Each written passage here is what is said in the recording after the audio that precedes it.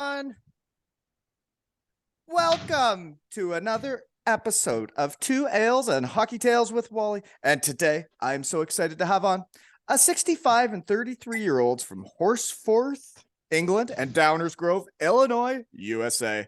Their hockey journeys have taken them to the USA, the Herentals of Belgium, England, the Blue Foxes of Denmark, the Sheds Honey Hole, Cardiff, Wales, France, and Germany. One is the most listened to Shed guy ever that's making noise. Stop it. Started Shed Boost Legs and Eggs, Kit Kat, get that, and just made it rain teddy bears in Sheffield, England. The other dedicated himself and ran amok of the travel industry before retiring and deciding to be a culinary giant, starting the phenomenon that is the Beef Shack, home of the cheesy beef. That is running amok in Illinois. Well, the young lad has come back from an injury without any rust on his wheels. Welcome to my kitchen, Evan and Graham Mosey. Thanks, Wally. The intros get better and better. It's actually I think with an intro like that, we should just quit while we're ahead. I got to start getting creative with Evan. This is like his 30th trip to the shed. I guess we're not in the shed though. A lot of moving parts. Big storm here. I got 4 kids in the house. I'll try not to get distracted. Yeah, where are these kids, by the way? Like, I haven't seen anybody run by or anything. They know how serious this stuff is, right? I told them to be quiet. They listen to me. You just lock them down in the basement, throw some shinny sticks, some mini nets, and you're like, there'll be some noise when the mini sticks start. Right now, I think they're gaming, but they're hitting the sticks, and then they're gonna hit the other sticks, and the gals are in the room coloring. You know, okay. Look at the tale of two different sexes right there. The girls are doing something like productive and artsy, and the boys are just yelling at each other on video games, just running amok. So I get into how we know each other. Graham, nice to meet you. Hey, nice to meet you. So where do you broadcast from? Are you in Halifax or where are you? I'm in Kincardine, Ontario. I can't see your face. It's so sunny behind you. Yeah, Dad, come on. Yeah. Oh, there you are. Holy moly. Oh, he's got a goatee. I haven't even seen my dad in forever. He's got a goatee. Look at this guy. Retired life in the sun. No shave. Goatee. You know me, no shave November. It takes 3 months to get started. Well, that's a precision shave job around that, though. That is perfectly shaped. Yeah, well, nothing else grows around it, so that's it. I never got the connectors come playoff time. Couldn't get the below the mustache and the mustache to connect, you know? Wouldn't do it. I hear you. Even the mustache would start curling upwards like it was. Oh, no. Wouldn't go near it. That's like Paul Maurer, Evan, that we fish with. He's got one of those curly mustaches. Yeah. Yeah, he's got like he has the wax and everything. We fish with him and you'll see him on the boat just like curling it up, and I'm like, oh, he's having a big day today. Once you're curling the mustache, that's a power move, right? Yeah. I'd have to make it to the finals of the playoffs to be curling it. There you go. So I get into how we know each other. Graham, we first messaged back and forth. I think it was the first time I ever had Evan on. I think it was. Yeah. Mm-hmm. I appreciated the way you roasted him. It was very well done. Did I roast him? I try to keep everybody accountable, you know? There you go. But you did, I think you bought hats or shirts for their, him and Mac, right? For Christmas? I did. And they're being looked after by somebody in Sheffield, apparently. Holy moly. What's that? Like a race car going by? Yeah. What is that? That's Connie. That's the beverage girl. I should have stopped. There we go. We got her on. When she'll come around again. I'll get her on the pod. Are you serious? What's this? Where he's on the golf? He's on the golf course, so obviously, like. Oh my God, that's livid. That's the seventh hole. Then Connie, shut your filthy mouth when you're talking to me. It's a snowstorm here. Yeah, shut your mouth, Dad. It's piss and rain here. So if we do lose power today, which they're calling for, folks, we'll have to reconvene another time. Yeah, gotcha. Yeah. Yeah, it's really blowing out there. Yeah. Nice. Looks like a nice place though. So that's Arizona. That's Arizona. We're just outside of Phoenix in a place called Fountain Hills. Sounds like she just drove by again. No, that's the B-52. That's a private jet. That's a private jet coming to land at the airfield down the road or something. How big is this Beef Shack thing got? It's, you know what? Beef Shack's doing very, very well. Well, I looked at the website. It made me very hungry. Yeah, a lot of funny stories there, especially the hot dog costume. Yeah, well, why don't we get into that while we're on the topic? So, you did retire, you could call it, but then you decided to start the phenomenon that is the Beef Shack. Yeah, I mean, I was doing travel for a long time. I actually did travel for one of Evan's junior teams when he was in Wenatchee. The guy needed help with moving around because everywhere they went, they flew. And I think the In year junior hockey, oh yeah, that Yeah, doesn't sound feasible. Our conference was Alaska, and we were in like the NA when the NA was all like Midwest teams. So it was not. It was the worst conference you could be in. So we had all the Alaska teams. So we had to fly to Alaska for like 2 months. How can they make money? How can they make that viable? Well, this guy was a clever guy. The town Toyota Center where they played was a phenomenal arena, and he had money behind him. He had a guy from Sony Pictures that was a friend of his. Bill Stewart is his name. He actually he played at Denver. But anyway, I did their travel for a season. I think they spent nearly $250,000 in air travel between Fairbanks and Anchorage. The only other place you went, Ev, was Topeka, I think. Yeah. The Scarecrows. Yeah. No, it was the Roadrunners when we were there. Mm.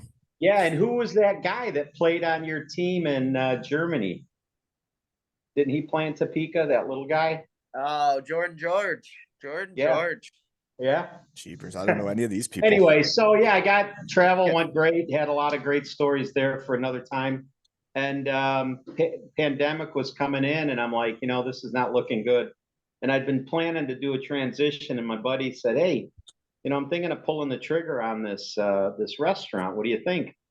And then in my youth, I worked at Ponderosa Steakhouse. Now that's dating me back in the 70s. And I loved the food industry. So we said, let's give it a try. So I think we got 8 shacks at the moment. We got a few more. So you started with just one? Yep. Started with one.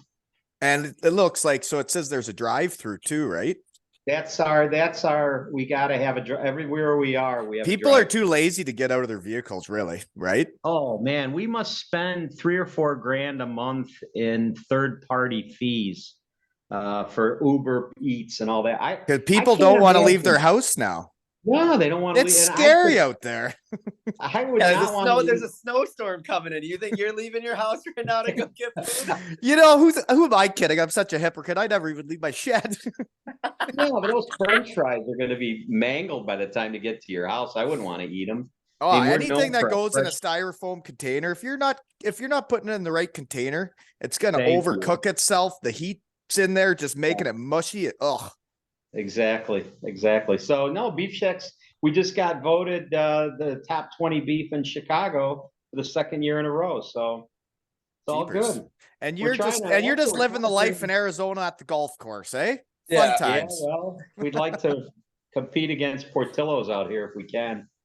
Yeah, but they set a bogus rule because Tuesdays is $1 hot dogs, but you can only buy 2 or something at a time now, which I think is ridiculous. Yeah, so me in that costume, the deal was I said we gotta push sales. So I bought that costume on Amazon. We're at a pretty big intersection where that restaurant is. So I put on the costume, and once you put it on, you cannot get your hands in your pockets or anything, right?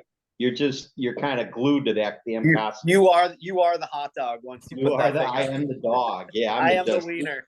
I am the wiener. Hey, can you give us a little tilt down, Graham? I could only see like your forehead. I need the whole picture here. Give us a little tilt down. Yeah, tilt your phone down. There you are. Yeah, there we go. Now I can see the whole package. All right, let me put something under there. The guy who goes on Amazon and buys everything, you can't buy a phone stand for yourself or anything?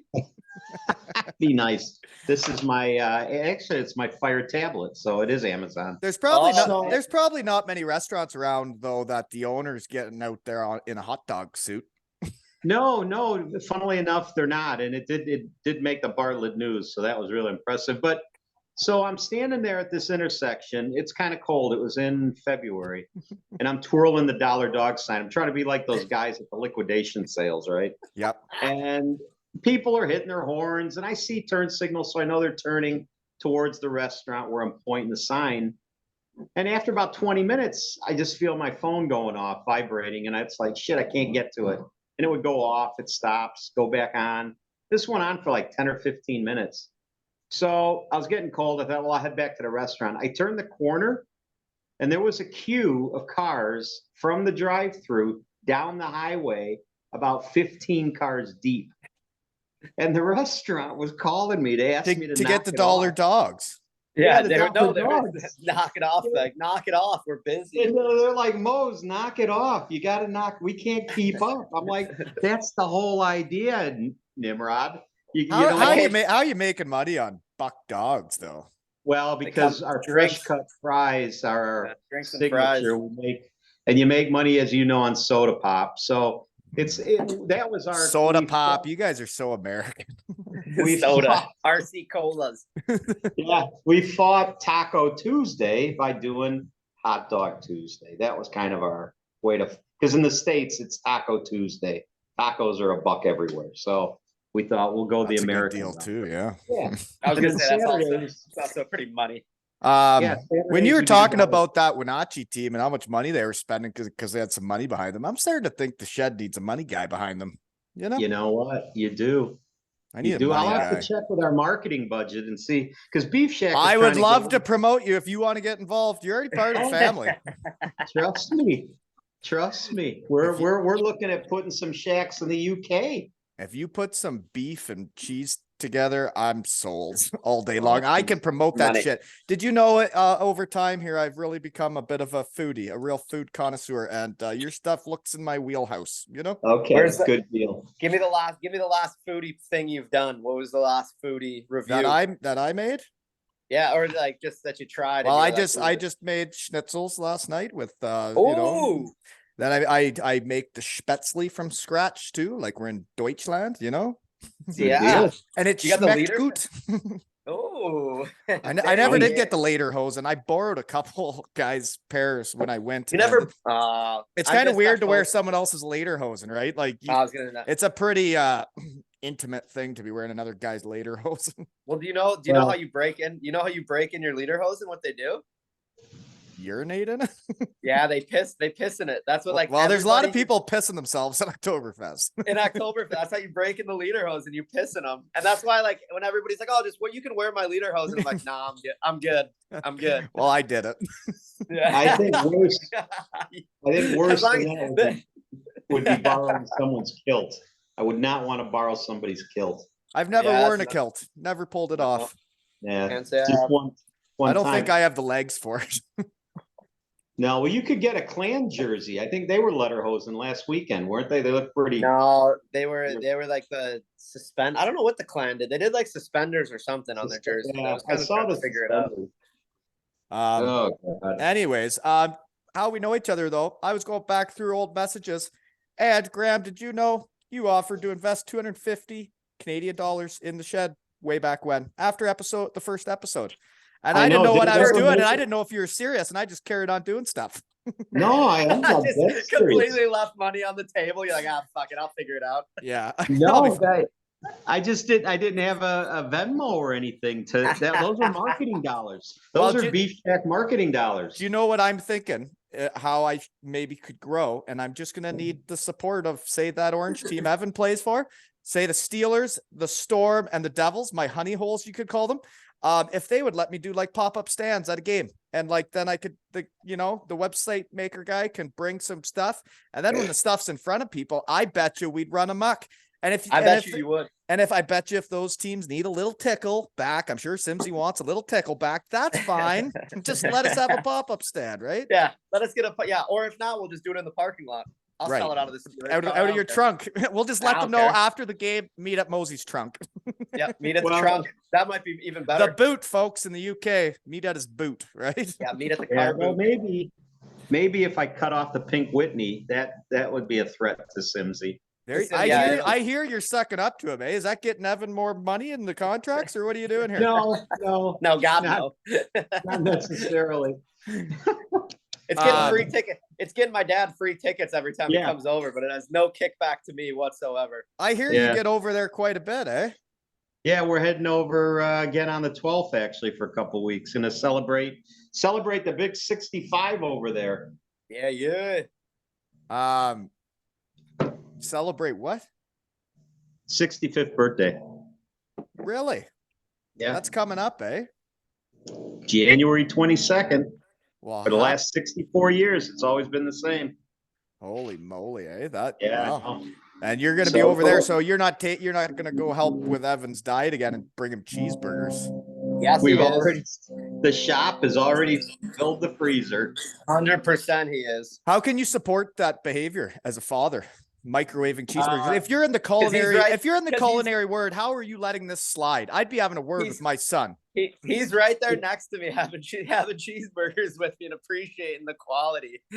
Actually, I'm eating them on the way home after I pick them up because they're warm. Cindy and I last time I think we had 5 apiece and we didn't even get home. They brought them to me and they're like, we don't have 30. We got like 18 or something. And my mom and my dad were like, yeah, we ate some. Yeah, We got them. they started. Cool. Yeah, there's no more 30 packs. There's just 24 packs. There's like 24, like 18 now because sometimes I have to get McDonald's for the family, and sometimes there is some cheeseburger eating on the way home. Right? Yeah, it happens. I just accept it. I think I call it food tax. Like if he's buying it, he's taxing it, so he's obviously going to sample it. I don't blame him. Food tax. Make sure he's okay. Other ways we know each other though is Kit Kat, get that. So I just saw the teddy bear toss in Sheffield, and they put up a reel of watching all these people try to throw a teddy bear from the top ropes. And man, so nobody even got it halfway. They weren't even getting it halfway to the ice. So I was thinking about the Kit Kats, man. Like if I would have had to really throw my tits into it to get it down to the ice. And we're talking there with people without a very good arm throwing it from the top deck. That's why there were mothers saying, my baby was getting hit in the head. But I think you can frisbee it, but it was, like the teddy bear. You're not going to go, you're talking with the bear throw as a frisbee because you're not frisbee. No. The bear throw I thought that was even more. It was like, incredible how bad some of the throws were. It's like I was watching people get clonked in the back of their head and like. I think you did get a 6-pack of Kit Kats though.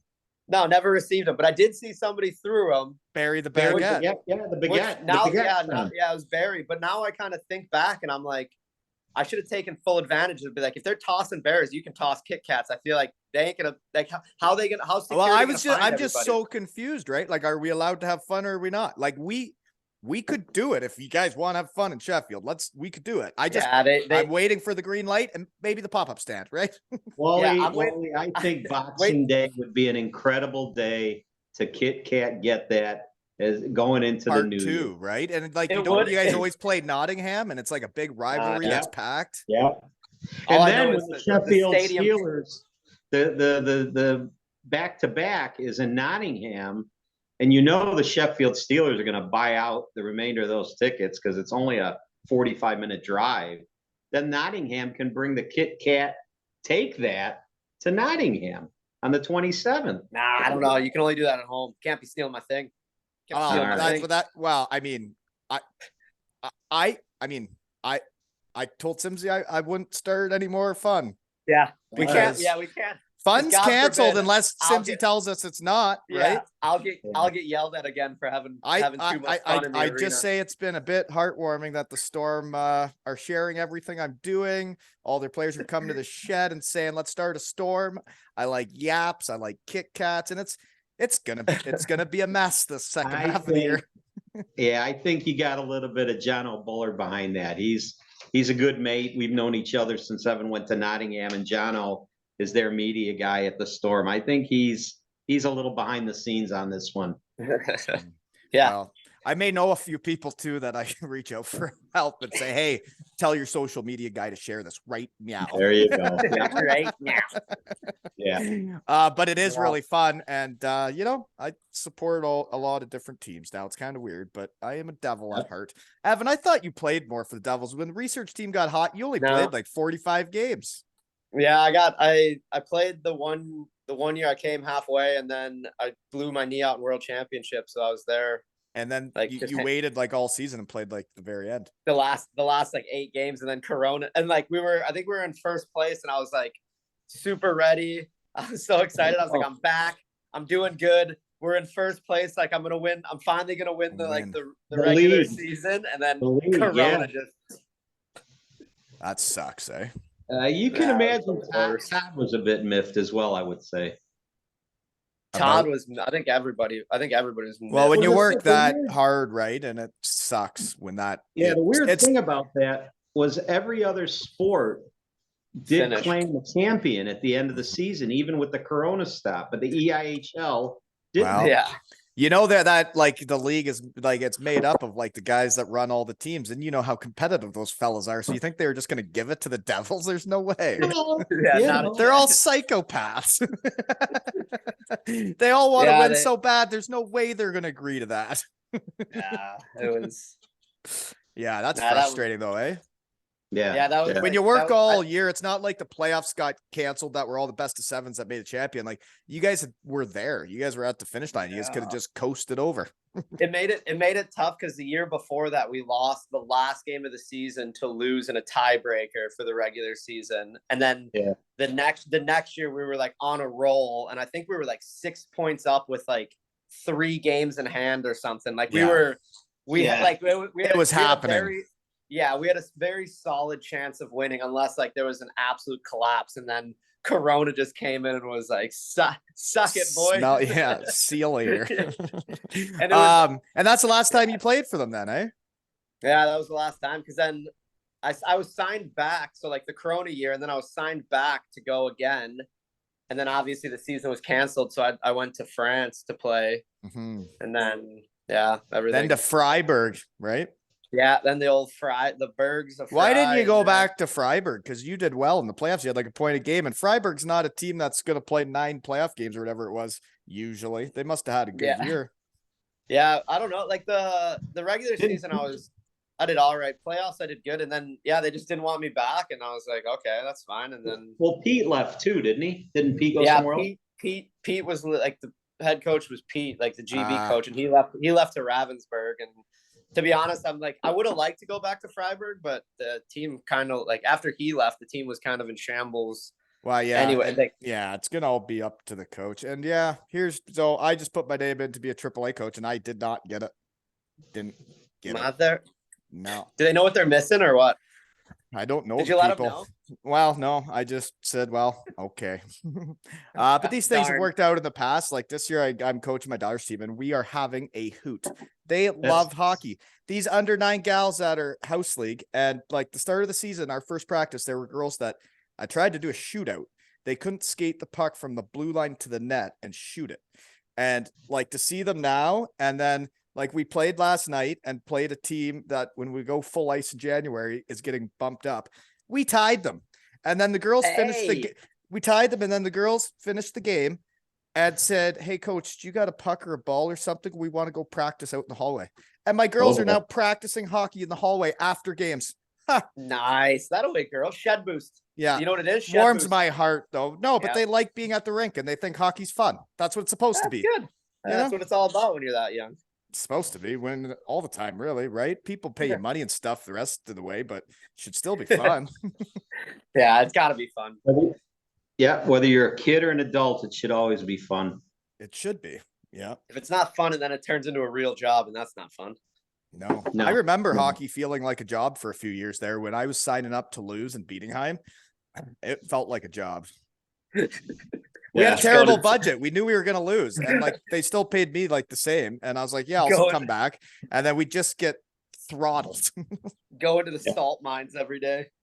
Oh, yeah. Well, I've had a lot of years managing and coaching, and I think one of my fun years, and it was successful, was back in 16, 17, where me and my buddy Mike, who was Evan's youth coach, a real good guy, Mike Perillo.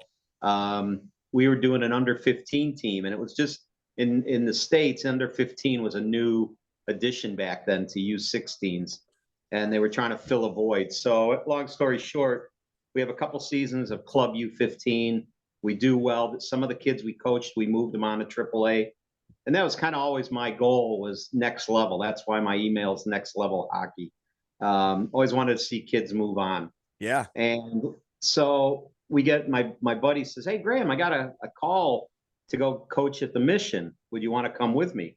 So I was working at the time, and AAA, my God, it's a commitment and a half. So I'm like, yeah, I'd like to. He says, all right, well, the guy wants to meet with us tonight. So we go meet this guy at Bensonville Ice Rink, and he's the hockey director of the Mission, and it's Gino Cavallini. And Here, someone wants to say hi. The girls want to say hi. Yeah, Oh, shed boost. What a Zoe's shirt. got her 2 Ales and Hockey Tales shirt on. Here, you know girl, what? That wanna say hi? logo is like the Beef Shack. I got to get them some Beef Shack swag. Oh, they'd love that. You guys want? I don't know if Evan's got a hat or a shirt Say that hi, Dana Zoe. can show. Hi. What up? Hi. What's up, girls? Zoe's Merry one of my Christmas. star players now. You want to Oh, talk yeah. hockey with them? No, What position you play, Zoe? What position? I don't have one. Oh, yes. Glue. She's a rover. Yeah, rover. What a position. Rover. I built my career like that. Mm, What's your favorite? What do you like to play, defense or offense or both? I don't know what that means. You don't know defense or offense? No. Do you score goals? Yes. Nice. So you like That's offense. offense. You like offense. Is your daddy a good coach? Yes. Nah. You done? She's like, bye. I don't know what you guys are saying. Couldn't hear, but I was like, do you play offense or defense? She's like, I don't know what that means. I was like, do you like to score goals? She's like, yes. I was like, offense then. she just buzzes around and causes mayhem. I like it. She's like, I don't have a position. I'm like, nice. I built my career like that. Congrats. You're She plays both sides of the puck. There perfect. you go. Yep. There you go. Anyway, so Gino Cavallini was the guy you met when you were coaching the under 15s, you were saying? Yeah. So we have a chat with Gino, and he's like, you know what? I like what you guys do for the boys. I like how you manage your teams. Da da da. Would you like to take it on? So Mike says, of course. Well, Mike probably makes 40, 50 G's for doing it. I get expenses for mileage and meals when we're on the road. So it's like, all right, whatever it takes. Did you say he So got first- paid 40 to 50 grand to coach kids? Yeah. Some of these guys. I'm not Wally even makes- allowed. I'm not even allowed to volunteer around here. They don't even let me volunteer. Wally, No, there's it's- people in the US that are like AAA coaches and they do like hockey camps and they're making like $100 grand a year. Six And figures. More. and I feel like I'm not tooting my own horn, but like I have a passion for it. And I think I'm pretty good at it. And like I think I'm pretty experienced. this minor hockey thing's a bloodbath out there. Oh, Yeah. you should see like the not monopoly, but like there's guys who do like hockey camps in the summer, but they're AAA coaches and they basically And they are say like, oh, you're doing the hockey school. You're not playing AAA. Oh exactly like you yeah. want to play AAA? Come to my hockey Yeah. camp for a week. Why It's don't like well, let me $1,000. let me milk that tit dry. Oh man, it's and like It's I'll a watch some of the- bloodbath. I'll watch some of the hockey camps, like when I'm at the rink or something, like working out in the summer, and I'll just watch it and I'll be like, oh my, the fact that they're getting away with like some of this stuff, I'm like, this is embarrassing. I Yeah. want to tell a story right now, but I really shouldn't because I don't like to be negative. But let's just say I went to one of these practices where it's supposed to be high level coaching, right? And couldn't watch it. Couldn't watch Yeah. the practice. I couldn't do it. So Yeah. to think of paying that amount of money to have bad coaching is wild. Yeah. But Oh yeah. what do I know? It's So- insane. Yeah, so we meet with him in March, and he says, let's do this. He says, we're already, to your point, we're already doing camps. We're already doing Tuesday and Thursday night skates, just so we can start looking at boys, because technically AAA can't pick their team till June, but there's ways around it. So you have these open skates, right? Mhm. So I'm going to these open skates Tuesdays and Thursdays and getting the locker room ready. We had our own locker room, so I spiffed it up quite a bit. And I also had to up my game. I had a black and white or a black and red toolbox that I had when Evan played at the Huskies. That was like our trainer's box. They had Yeah. tape, mouth guards, all that kind of crap. And I'm like, oh, I'm going AAA. When I've seen these guys, they got wheel carts, toolboxes on wheels. So I buy one of those on Amazon, fill it up with tape. I got all my stuff. So now I look official. Chalkboards are in there. Keep some snacks in there. You never know. The coach gets hungry. So we're going on and we're doing these camps. And one day this guy comes down to me in the bleachers and says, hey, you Mose? I said, yeah. He says, oh, hi. I'm Mark Bernard. And he hands me his card. and he's got like 3 Stanley Cups on this freaking card. And he says, I like what you and Mike are doing with my son. And I'm like, what? And that was one of the pictures I sent you. His son, Jackson Bernard, was our goalie. I had no clue. With the Cubs hat on top. Yeah, yeah. I had no clue Jackson Bernard, who he's related to. And the funny thing was, the year before when we coached AA, we coached Teddy Dent, who was Evan's coach in the AHL. We coached his kid. And you talk about hockey in a small world. This is part of the small world. So Bernard hands me his card and thanks me. And he says, oh, by the way, I'm here with a buddy of yours, somebody that knows you. I'm like, what? He says, yeah, Tomo. And I look around and it's Tomo sitting in the bleachers. Well, him and Bernard were close friends, and that's where Tomo. Who's Tomo? Like Paul Thompson. Yeah, that guy. Paul Yeah, that's what I was Yeah, he's thinking. the coach of the Steelers Thompson. forever. He's Simsy's buddy, right? Yeah, he's good friends with Simsy too. He's good friends with Bernard. So Tomo would kind of pick Bernard's brain on what they were doing in the locker room and all sorts of stuff that he'd take from the Blackhawks and he'd bring it to Sheffield. And that's, Sheffield upped their game a little bit under Paul. So I'm like, this is just a crazy small world. So then Bernard says, hey, what's your son doing next year? I said, I don't know. He's playing in the World's coming up. He says, all right. He says, well, Tomo's been burning my ear for 2 seasons that I need to get your son out of the league so that Tomo can win something, because he's just a pain in the ass to Tomo, to the Steelers. I'm like, oh, okay, whatever. So I just let it go.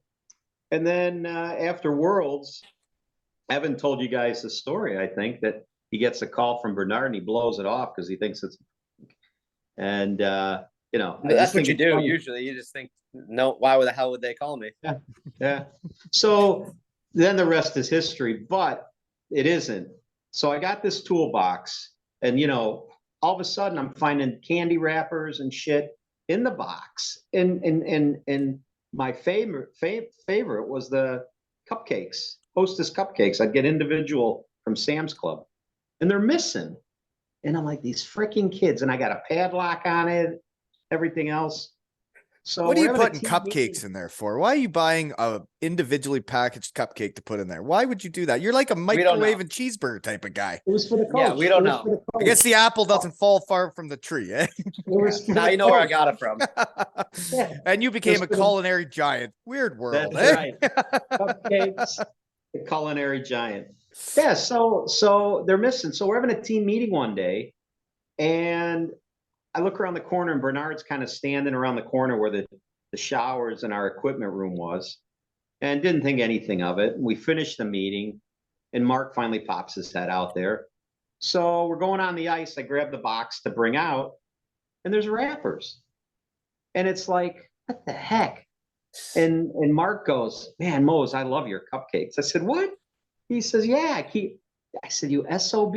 So from then on, the rest of the season, we'd plant a cupcake to see if Bernard would nab it. He didn't miss a one the rest of the season. The guy ate all of them. He ate them all. He ate them all. Sniff them out. And what's he? He's like the AHL GM or something. Isn't that what he is? Yeah, he's like he's the assistant GM to the Blackhawks now. I got a nice promotion. He's a workaholic. He called me the other day. He was going to drive down to Indy. He watched the Hawks game. He watched the Hogs, and then he was going to drive to Indy because that's an affiliate. And he's like, Mose, I can't do this anymore. So then you got to invest in Beef Shack. I said, we got one in your hometown, for crying out loud. He's like, yeah, I got to talk to you about that. So hopefully we'll get him to transition so when he's ready to retire from hockey. But he's tell him to come to the shed. We got to get you want some stories. He actually helped us coach that season. Mike and I said, Mark, you got to help us, because you're like, he was the stat guy. He was the stat guy, wasn't he?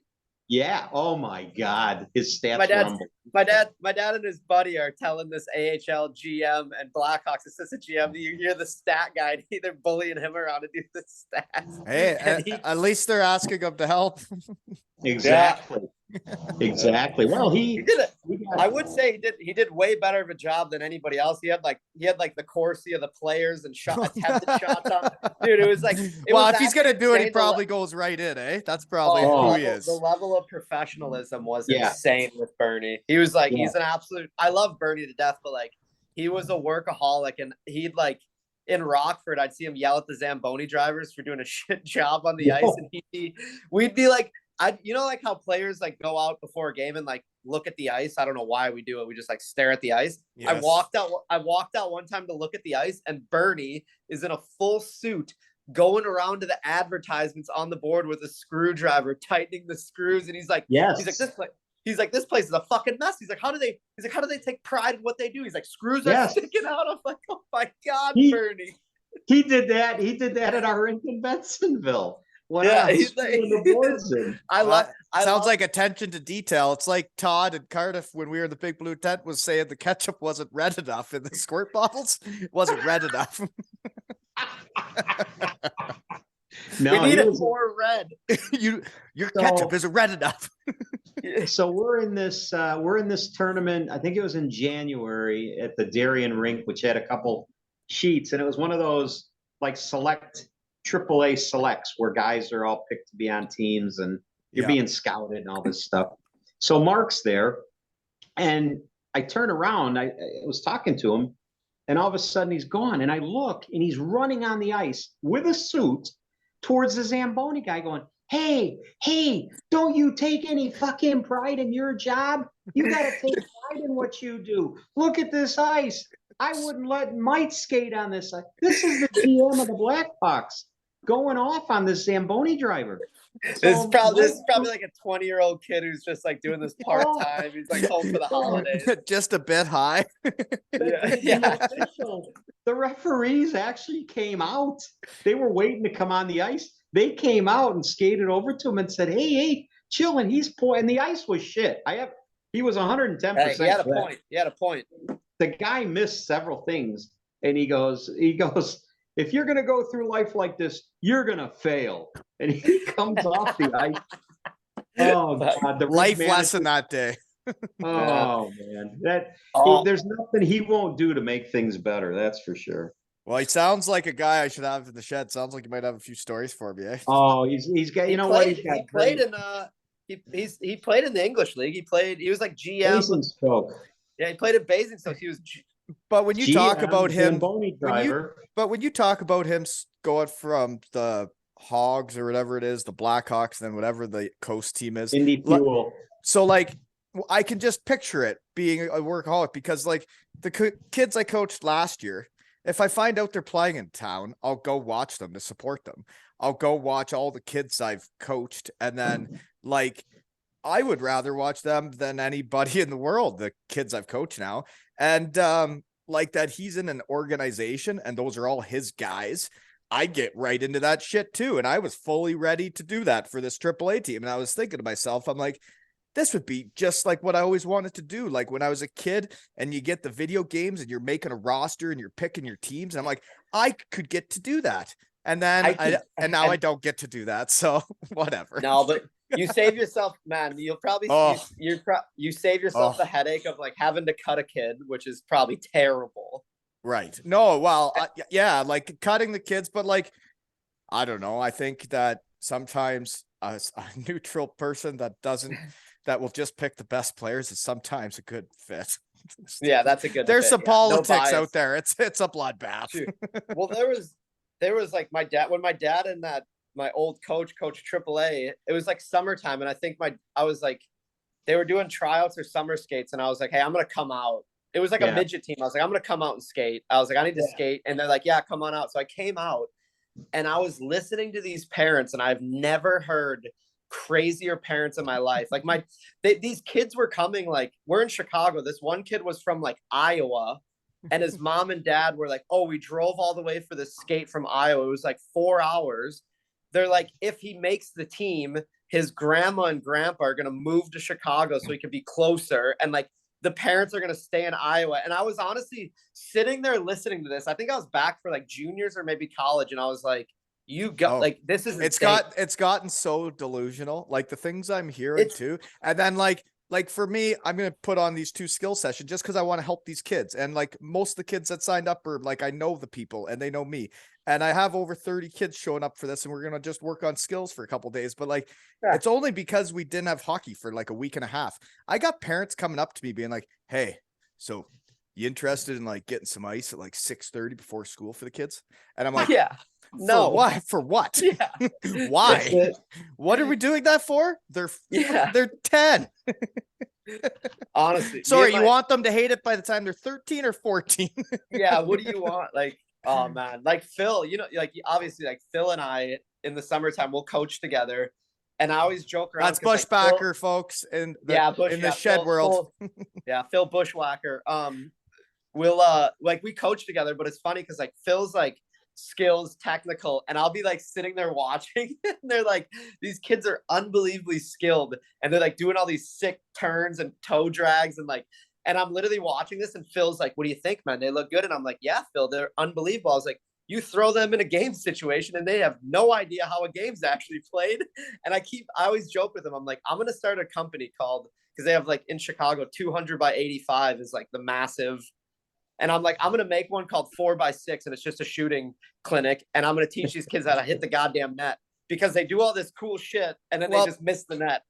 Speaking of that, shout out to shed guy Matt Kinch, who just came on and maybe the last 15 episodes ish. I don't know, it's been busy. But Matt Kinch is he's managing a new endeavor in Calgary, Alberta, that is like a shooting range. It's like a driving range for golf, but it's hockey, and it like tells Shut you all up. about your shot and where you shoot it. And it's Ooh. check him out, folks, on Insta. He's putting up stuff. It looks pretty cool though. It's in like a big warehouse, and like it hits nets, but it like tells you everything Oh. about it. Yeah.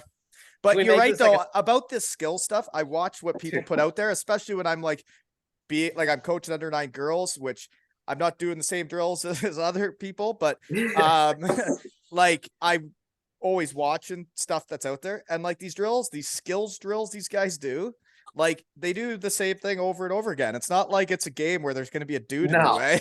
No. There's going to be guys in your way. You can't just do that Yeah. every time. Like, I think it was a few days ago, that guy from like Team Finland. Yes, it was a disgusting shootout move where like one hand picked it up and like did it.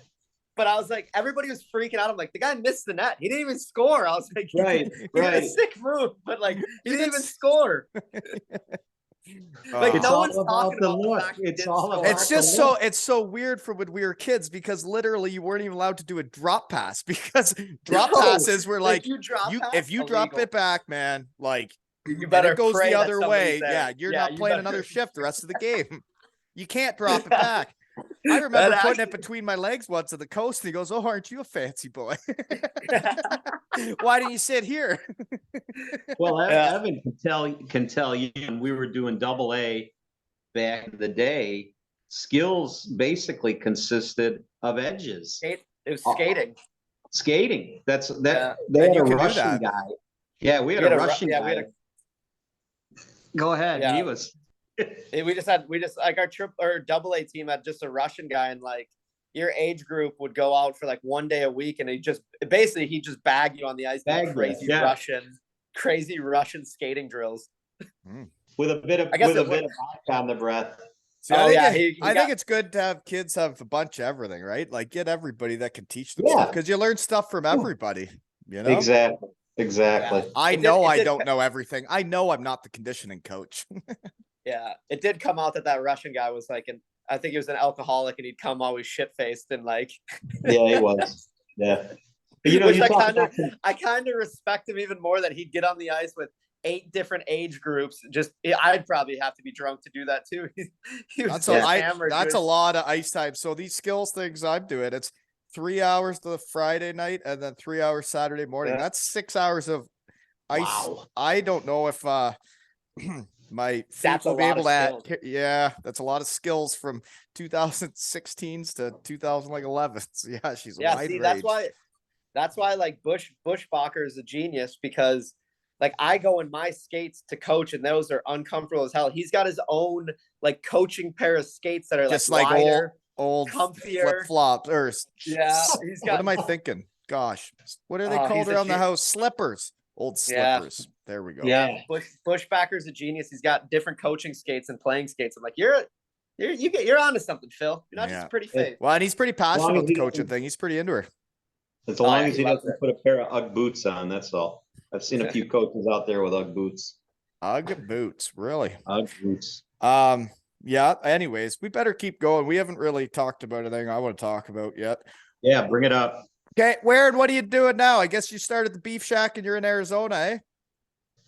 Yeah, I mean that's pretty much the goal is to keep it going. We had a 7-year plan. We're 3 years into it. The 7-year plan was build it up, get a private equity group, sell it for a chunk of change, and then really retire.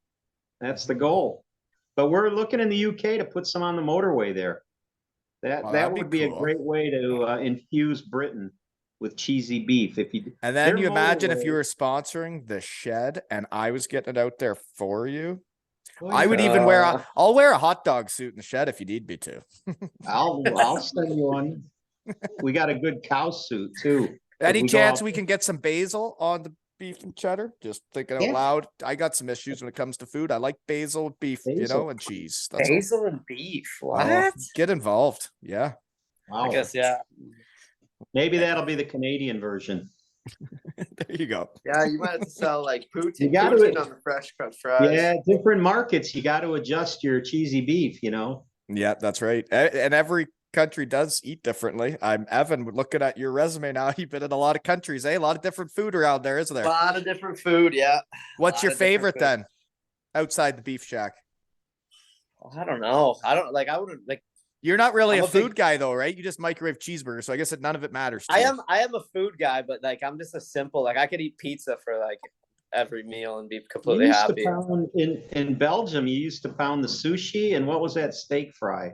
Oh man, Steppengrass. They do like a big steak Oh. with like the palm frites on top, and then they do like Oh. champagne sauce or like a mushroom sauce Brutal. on top. Oh, Brutal. You've talked about that before on here, I believe. Yeah. But yeah, that was now that I'm probably- really that was getting good. hungry, if we're on the pizza topic, pizza's very different in every country. Not every country. Europe has their thin crust in it. You're not going to get a thick crust. Then you Chicago Nuh-uh. folks are just making it as thick as you can, eh? Yeah, Yeah, it's a straight lot of pie, a cheese. lot of pie dough. Yeah. Yeah, I'm a flat. Great I cheese. like the thin crust. I'm more of like the Italian style. Yeah. Nope, I But, agree like, with you. I think But it's funny because when we order pizza in Chicago, we've never gotten an actual deep dish pizza like to the house. No. Like we I always need a go nap thin after crust. that, right? Like I'd need a serious bowel movement and a nap. That's what I need. Oh yeah, you're. I don't know you're- which one's you're in the coming wrapper. first, but they're happening. You're Yeah, in you the gotta wrapper for at follow- least 3 hours. when you eat that much cheese, you got to follow it up with a Kit Kat. No, Well, we just toying with this idea to have fun, right? Like, gosh, it would almost be like we didn't even give people like the authority to bring Kit Kats to the arena. We just talked about it and they did it on their No. own, right? We They didn't give did, them, yeah. we didn't give them the Well, green light. We didn't tell we- them to do it. We just talked about if they were Yeah. gonna do it. Yeah, Make sure and then- you don't hit babies in the head, right? yeah, you just gave him And a nudge. I never. that would certainly add to Beef Shack sponsoring 2 ales and oxtails. If I could get Kit Kats around the ice in Sheffield, I can do it. No, If that's what it takes. please, From your, please. from We're your not mouth saying to the we're not saying Sheffield do this, ears. fans. I don't want to get. Yeah, we're not saying do this, fans. I don't want to get No. yelled at again, please. No, no. yeah, we get in trouble, folks. We got in trouble. Yeah. We had fun, but we got we in had trouble. fun, but we got in trouble. Yeah. Just like Otter. But that's It's fun like, when you oh. run amok. That's when I like. It's weird how things work out, right? Like, Well- I didn't get my son's coaching gig this year, right? I haven't really talked about it here. I didn't get it, and I was really steamed for a while. Really steamed that I can't get a small town coaching gig when I wanted it. No, there's Um, reasons for it. But anyways, I end up with my daughter's team, and it's like everything worked out for a reason. And I am so thankful that I'm with the team I'm with and that we're doing what we're doing because jeepers, these gals are going to be players. Yeah, Do you, well, the more important, Wally, is they're happy to have you as What? much as you're happy to Yeah, have no, them. we're And- becoming a team. I'm telling Do you. you, And Do you play favorites now with your daughter? Now, when your son, you're like, get out of here. I don't even want to see it. I don't even wanna No, see but you. what I You're not have on my figured, team. what I have figured out, right, is like, it's like a buzzer's going and we're just switching lines right now. But I have figured out that there's some girls on our team that like just don't mix. You don't put them on the same line. They don't need to be on the bench together. We're gonna have one out there and the other one on the bench. And then you figure out who works. And like I kind of got set lines now that like they really like playing together. There you go. Oh, boy. Yeah. No drama. It's No the best. drama. It's all fun, right? You just Yeah, gotta and figure if out how to you're make gonna- that happen. Yeah, and if you haven't learned it, you will learn it as you're coaching, is that 99% of what we do isn't for us, it's for somebody else. I'll go back to, I was with AAA before Gino. We were with AAA back, and Evan remembers we actually billeted. One of the kids we billeted was from Iowa. So we're doing this team at AAA. Never again. Yeah, we're U16s. 3 of our kids are in the NHL now. Robbie Russo, TJ Tynan, and there's another one I can't remember his They name. all but lived with you? No, one we only from billeted Iowa did. one. A different Iowa. So anyway, we're coaching this team, and you talked about off ice and training. We had a retired state police officer, Scotty Too Hotty, we called him. Yeah. And he was with us for a long time. And Scotty did basic calisthenics, didn't he have? Jumping jacks. I wouldn't say it was basic. It was freaking. We were like 15 years old, and he was punishing us doing push-ups in a parking lot, and it's freezing cold outside. Okay, but it's, you know what doesn't make you better doesn't, you don't get tough. So that's what we're doing. That's what it is. We're doing fireman berries, Evan, at 7 Bridges up the hill, and it's pissing down with icy rain. So we're doing good as a team. We had just been to the Bean Classic in Boston, which is a big AAA tournament, never won by an Illinois team. We end up creaming TI 11-1. I mean, we smoked them. In the league, we were doing okay. We were staying where we needed to stay. The team was cohesive. Everything was going great. We get called into the head guy's office, who is being sought after for arrest at the moment. But anyway, Chico Andres calls us in and says, guys, he says, I need to tell you something. He says, I don't feel the team is advancing, developing the way it should. And we're like, Cheeto, with all due respect, you don't even have kids. You don't understand kids. I mean, I opened up on him in a nice way. He says, well, I just don't stay that way, and I'm going to have to let you go. So that was my first volunteer job. I let go. Mike was being paid. Let's go. But the thing about this was that it was all to do with the parents. The parents didn't like that little Johnny was out in the parking lot doing push-ups in the rain or doing a fireman's carry up a hill. He's going to get injured. And you go back to AAA and how the parents interact. That's how they were. But you know what? We didn't do it for anybody other than the kids. That's why you're doing it. Yeah, it's why you're doing it. And to see these kids, perhaps little Johnny's getting coddled at home, and then if he doesn't do anything hard at the rink, he never does anything hard ever. Yeah. Now look at the soft generation that came after that. Soft as baby fireman shit. carries. Yeah, exactly. So you keep doing what you feel. I'm going to keep doing. I am very comfortable with who I am and what I bring to the hockey community around here. And I know exactly who I am, and I've seen some photos. You're very comfortable with yourself. I've seen those photos. Oh, dear. Evan didn't play the night I came over, but you have no idea how comfortable I am.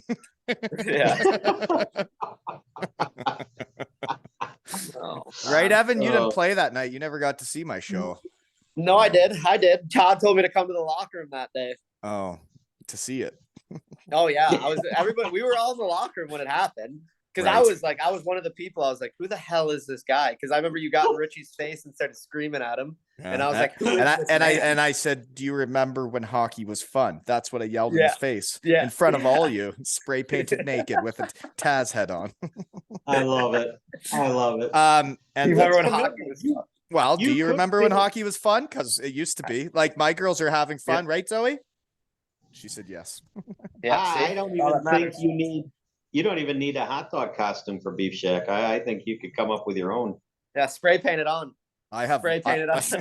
I went through a few costumes back in my pre-game speaking days. I don't wear them anymore. Anyways, moving on. Bryce Reddick says hi to you too, and he says you guys Hey, both suck Bryce. at golfing. Bryce got handled that day on the golf course. He was. Yeah, he did. No, he actually said you're one of the best father-son golfing duos in hockey. Is that true? Are you guys actually good? I guess you're sitting at a golf course. You can't be that freaking bad, right? Yeah, this guy's an absolute sandbagger. Now he plays year round. He was good before he started playing year round, and now his games. Well, one, he stole my driver, so that helps, and then two. Yeah, that does help. Yeah. But who paid for your driver? Oh, Me, because I won it in the tournament. But you paid for the tournament, but I won it in the tournament. Okay, there we go. You won a driver in a tournament? What'd you do? I won like credits in a tournament for the pro shop with him, and then I ended up buying the driver. Yeah, But then I came home last summer and I went to go to the driving range and I didn't have a driver and he had it. He's That's like, "Oh, yeah, weird it's in because my I was bag." always taking my old man's clubs because he had the good ones, and I, see a nice Oh, no. hybrid in there, and you sneak that out one day and it just might not make Yeah. it back in the bag. might not make it back. Anywho, here's another question. When we were trying to figure out when this works, this is our big holiday special episode, folks. I'm taking a break after this. It's going to be busy as hell. But Graham, you're going to play pickleball. You're a pickleball enthusiast too? I run amok of the Heritage Heights circuit here in the neighborhood. Awesome. Are you breaking ankles? Oh, No, because I only run forward. That's the key to pickleball. Oh, are you don't- getting up? Are you trying to get up in my kitchen? I was Really? gonna Eh? say, he's getting up in the kitchen, huh? Holy I moly! You're not. did, If you man. get on the court with me, you ain't coming to my kitchen and cooking pancakes. I got hammered yesterday for doing too many dinks. This old guy. What's with a leg brace. dink? What's a Well, dink? it's when you just tap it over into the kitchen, over the net. He didn't like the Hey, little dink. When the guy's got a leg brace, there's an opportunity. Yeah, there you got to. Exploit him. You got to scout your player, the player. You got to. Exactly. Are we here to win or to lose? You put a knee brace on, we're gonna dink it. Yeah. One of my favorite moves actually in the neighborhood is when a guy does get to the net on me. I try to hit him in the chest with it as hard as I can. Yeah. I Fair crush game. it at them as hard as I can. Fair Yeah. game. Yep. If you can't get out of the way, that's my point, right? So Yeah. don't come in my kitchen cooking pancakes. Yeah. Oh yeah. I won't be taking your dink all day, Graham. Yeah, I had a gal yesterday that I was playing with, and she missed the guy's chest and hit him below the waist. I haven't seen that one in a while. Still a point. She- Still a point in my book. Oh, she got him good. He 2 sat points. out for like 3 games after that. What's Oh, what's really? the trash talk like? He must have got it in the nut then, eh? Not the twig. Correct. Mm, it's a different Hey, taste. You know don't be what? There's not a lot yeah. of trash talk. If you don't want to run up to the net, like you got to expect to take one to the junk every once in a while. Like, Wear what a the- cup. Yeah, well, what the person expect you though that didn't like your dink like that? You're just gonna stand on the baseline and Yeah. trade with them. You're not gonna stand on the Yeah. baseline and No. trade, right? No, that's no.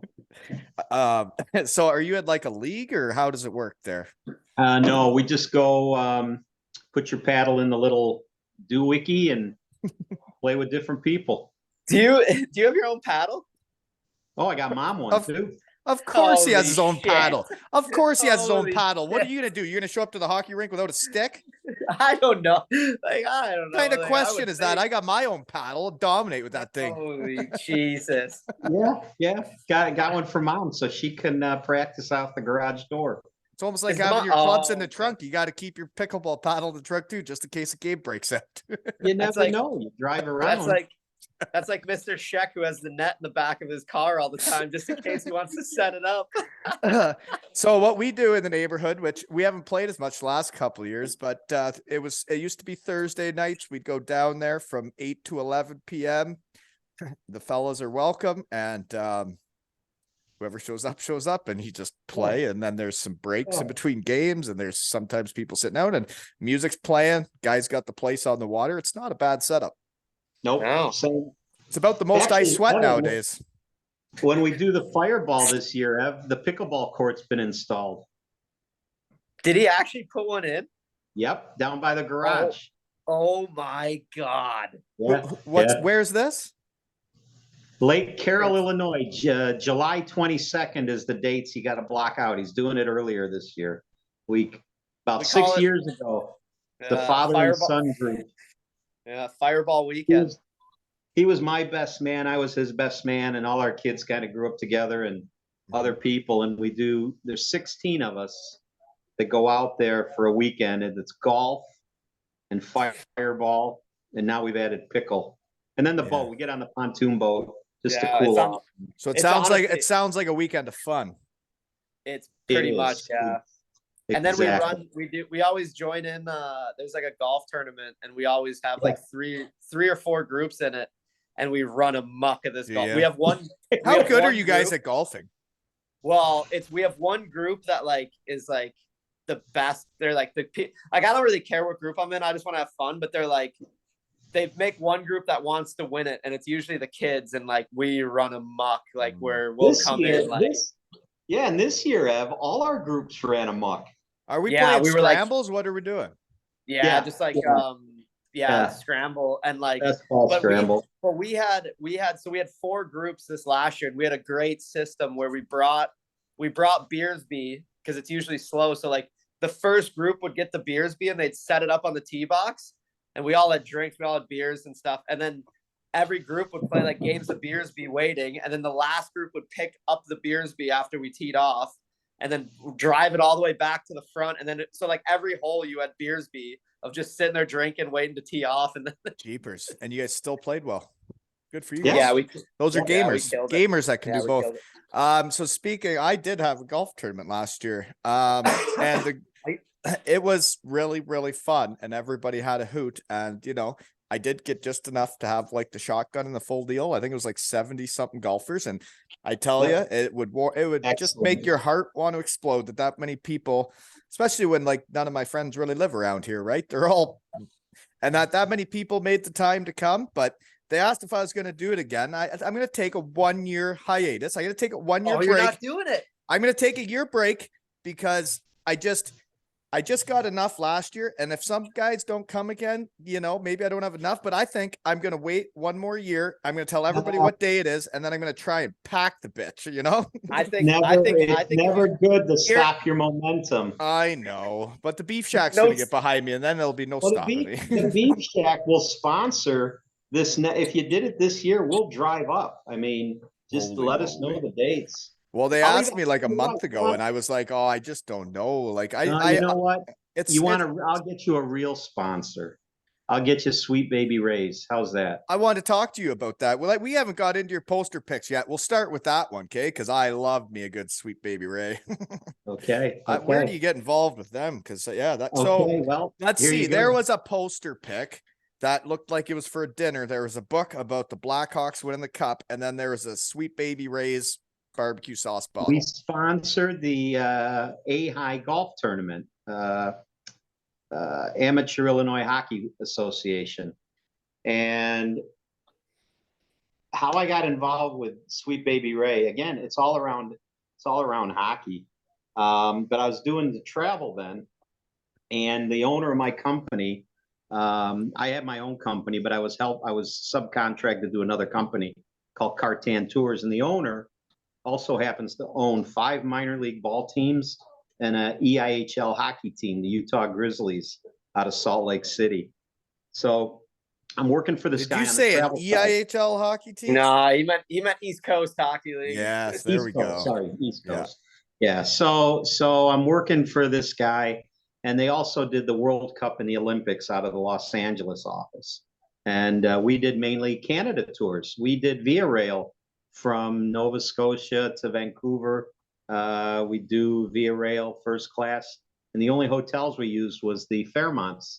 So you'd make stops along the way. And anyway, did that. So he says, "Hey, Graham, I got this company I'm thinking of buying." And it was an event company in Chicago. And I go meet with the guy about it. And who is it then? Sweet Baby Ray. And so we just got to talking, and he wanted to know a little bit about me and So your buddy is thinking of buying Sweet Baby Ray's. Is that right? That person you're No, I working was for. thinking of buying an event company that Sweet Baby Ray had bought in order to try and help grow his restaurant business. So Sweet Baby Ray, Dave Raymond, who also happens to have a place out here in Phoenix, he sold the sauce in 2012, I think, somewhere, maybe even sooner. He sold it to Ken's Foods. And I think he sold it to Ken's Foods for, it's in public record, I think it was 30 million. And so then he got out of the sauce business, but he had, until he dies, he's able to get free sauce. And he has a restaurant in I once turned down 250 free Canadian dollars from you to get behind the shed. So close. It's almost like 30 million. The shed's almost worth that. I know. So long story short, we don't buy this company, but I offer to run it for him to help him get from underneath it, because he's swimming in losses. And he thought merging the event company with his restaurant, Sweet Baby Ray's restaurant, would help grow his catering business, which his catering business is like 5 or 6 million. They do pretty damn good catering. Anyway, as we're going through this whole process, we become really good friends.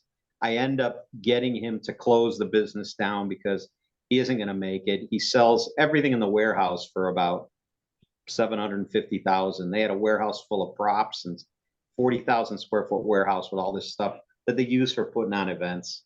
They did all the lights, Christmas lights for all the major shopping malls and villages, and it was insane, Wally, the size of this. So trying to organize all that too would be a project. It was crazy. But as we're doing it, he's like, Graham, you've done this all for free. And, I said, hey, Dave, you were in a pickle. I said, first of all, I didn't want my owner to buy something that wasn't going to work.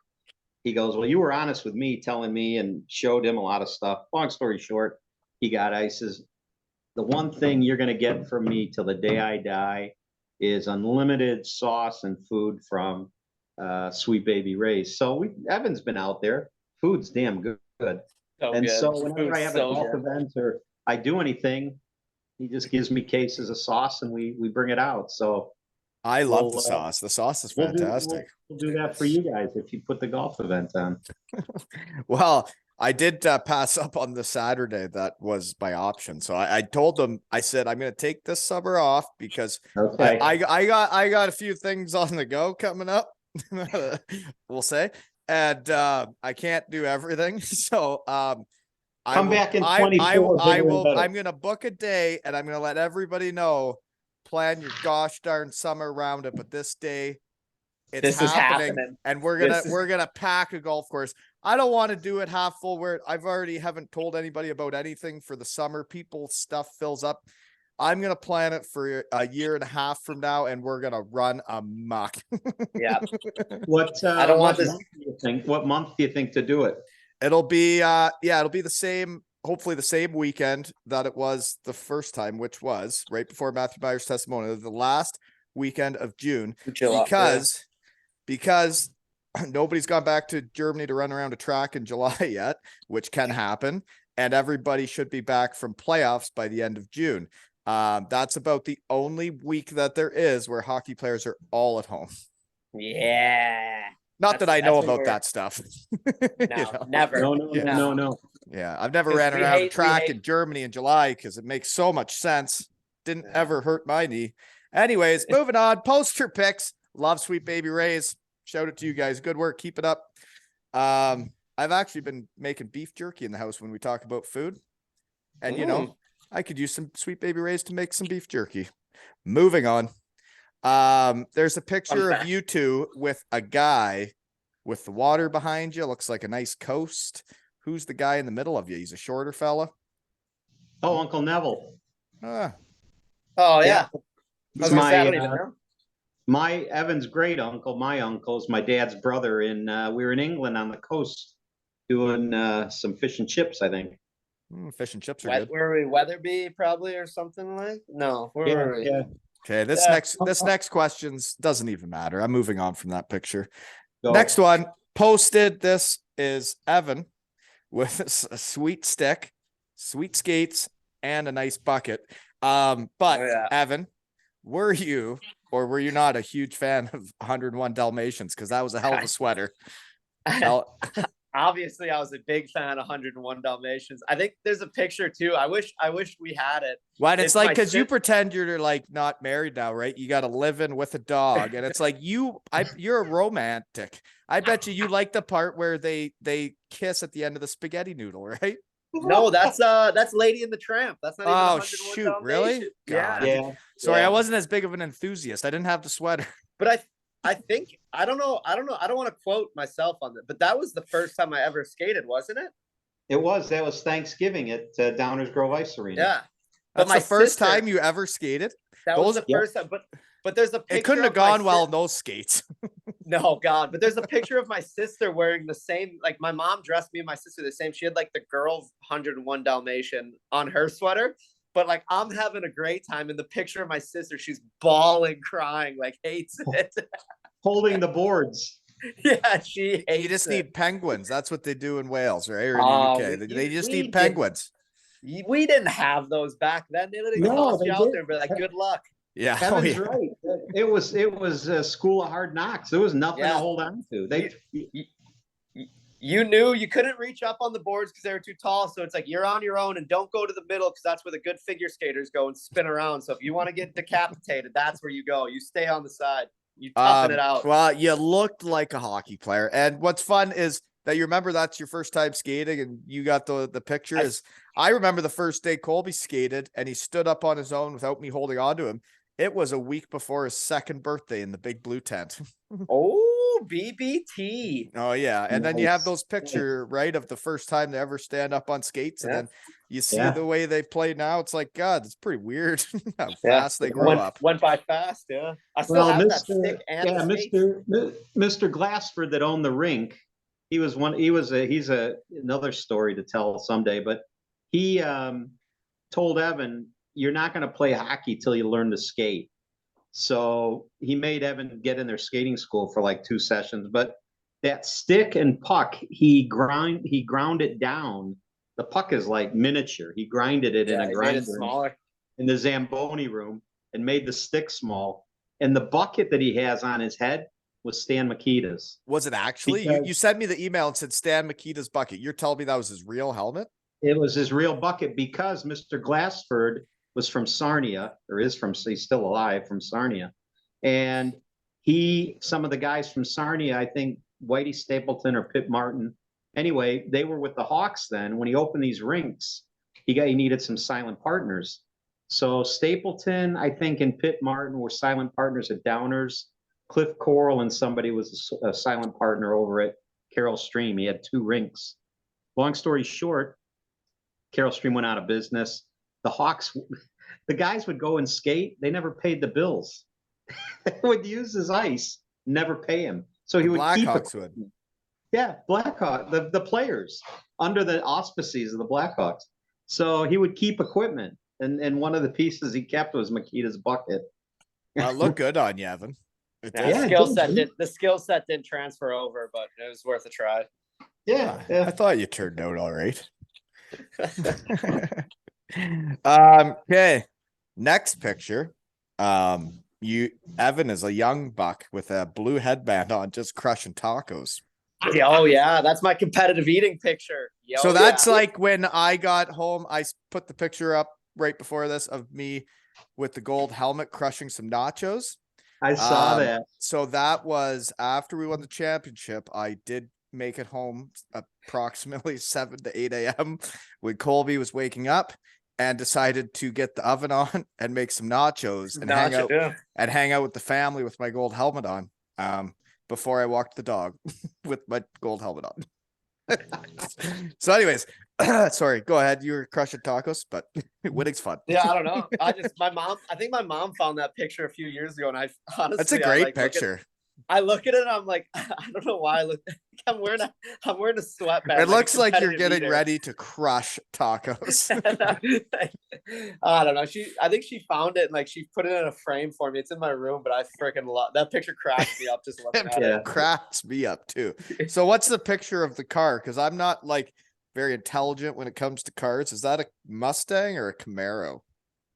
Dodge Oh, the Challenger. Yeah, it was a Dodge Challenger. See, I don't know. I can only know so much. It was his midlife crisis car that he just randomly bought. Didn't consult my mom. Just bought it. He was in the doghouse for a couple months. Oh yeah. Yeah. And then But the you green one did- behind it was Evan's little summer crusher. It was a 78. Did you say his Grand little Le Mans. summer crusher? Summer. Yeah, that was my summer. Pontiac. That was my hoopty. Me and Phil, I'd take that to the rink with Phil. That's that, right. That That's car right. in the picture you would? The no, green one. no, the green one, the Pontiac Le Mans. That was my. Woof. 1978 with 37,000 original miles. I started out with the Chrysler Intrepid, you know? Oh, Right. okay. Yeah, you don't see those around every day, I don't think anymore. You're No. talking. My dad's a big car guy. He's had like 30 cars his entire life, maybe more. Mm. 97. But who's counting? Yeah, so what's the Chris Chelios Charity Golf Classic picture? Oh Well, man. Yeah, that was back in my travel. Back in 99, we were doing a lot of stuff with American Airlines, and the guy came to me and said, "Hey, we're doing this sponsoring this golf event out at Big Run Golf Course, which was in Lamont, Illinois, near us in Chicago." Did and you we need can I somebody- just make a point here? Because I think it's funny having a father son in the shed at the same time. Is you guys both do this at the same time. You're both doing this while you talk to me. You're both doing hanging this. out. Well, like It's just genetics, man. What do you want me to do? they say genetics are a thing. They are. That confirms one thing, anyway. Sorry, Um, go ahead. Yeah, I'm not the milkman. That's good. Not the milkman. no. So we said, sure, we'll be interested. He says, well, we're going to bring some people. We need you to fly them in for us, and then just build the charity. So come and lo and behold, it's a Jeremy Roenick, Chris Chelios golf classic, and we did that for about 10 years. And we were flying in Kid Rock, Hubert Gooded Jr., Wayne Gretzky, Gordie Howe. I mean, everybody and anybody was coming to this event every year. Did you make one of them ever? No. Yeah, I did. Yeah, I thought so. I mean, But I wasn't. They had a party. They always had a party like before the golf outing, and I was Oh. too young. But my mom was telling me like it was. She's like Kid Rock was there. Like she's. So like, you it were was just wild. participating in the Chris Chelios golf tournament, or you were like help run it? What? we helped. We handled all the travel to bring in all the VIPs and hockey players, and So being in a business like that, you'd get to know some uppity ups, eh? yeah. Well, through that tournament, the other uppity up we got to know and do all his travel was Jeremy Piven, and Oh, no way. I love yeah. Tim and Entourage. yeah, He- and also Harold Ramis. Ari Gold. God, really? You know him? Yeah.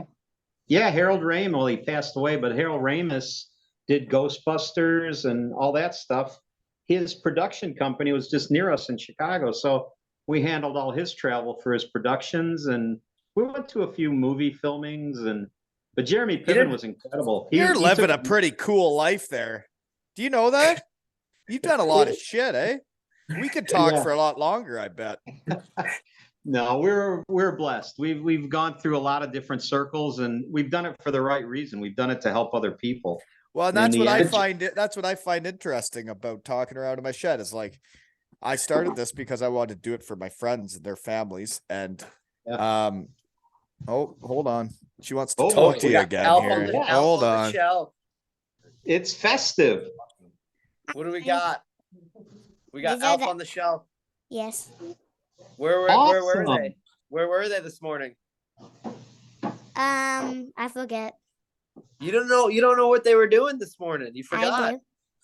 I forgot. Are they running amok? Ask your dad if the elves are running amok. Yeah, they can. Are you talking? Yeah. Ask your dad. Hey, be like, hey, are the elves gonna run amok tonight? Are the elves gonna run a milk tonight? Run amok? Yeah. Oh, probably. Stay away from daddy's Go back, nachos. hey, go back to playing, okay? You're gonna have Um, to get a splitter so the girls can be on a little more often. Yeah, you gotta do like a We do need to get another. I don't know how to do that stuff. I just usually just go to my shed and use the stuff work gave me to work at home. And I talk to people in my shed. And then apparently it's been listened to like almost 135,000 times in 76 countries. It's like, I don't know. I just want to talk to my Who's friends. counting? Who's Yeah. counting? Who's counting? It's still cool. Exactly. Exactly. But yeah, those elves, yeah, there's something. They do stuff every night, for years. And like they do different things every night. It's almost like doing pregame speeches, and you got to come up with something new every night. You got to come up with a new. Do you have like? I don't know Do how you those write it elves come down? up with something new every time. I don't know how they do it, but Get them. I bet they're gonna eat some nachos tomorrow or over the night. Maybe turn the oven on. Maybe make some Well, nachos. well, if you're only gonna half-ass it, you'd put them in the microwave. But if you're gonna do it, you may as well get it in the oven. Gotta oven it. Oh, But man. okay, sorry. What were you guys talking about before the elves came out? I don't even know. Oh no, Dad, the Chelios golf outing was when I won the Bentley, and I beat Yes. I beat Stan Mikita. Stan Comes Mikita, full circle. the Stan guy comes that you full had the circle. bucket of? That's Yeah. sorry, I you won a won Bentley? Dude, Yeah. I was 18 years old, and they had closest to so like the Chelios golf outing had like it was a ton of celebrities. I was young, I was 18, 17 maybe, and they had a ton of celebrities, and like the prizes for like hole in the one, if you got a hole in one, you won like one of those cigarette boats that was like it was like $250,000. And so the one closest to the pin was a Bentley. Like if you got it closest to the pin, you won a Bentley for like a week or a weekend. And if you got a hole in one, you won it for a year. And I put it like it was honestly so close from going in. So you you had a Bentley for the weekend or whatever? I had a Bentley for a weekend, but I beat And my Stan credit Mikita. card for gas. Yeah, I beat Stan Mikita, and at like the ceremony where they gave it to me, he like came up and shook my hand. He was like, "Congrats." And I was like, "Thank you." He's like, "Don't worry." I was like, "Sorry for beating you," because I knew I'd beat him because he was on the list. And he's like, "Oh, don't worry, I got 2 at home." I was like, "What a flex! What a flex!" Stan Mikita, eh? Like he's got to be old by the time or now, He was probably 70s, maybe.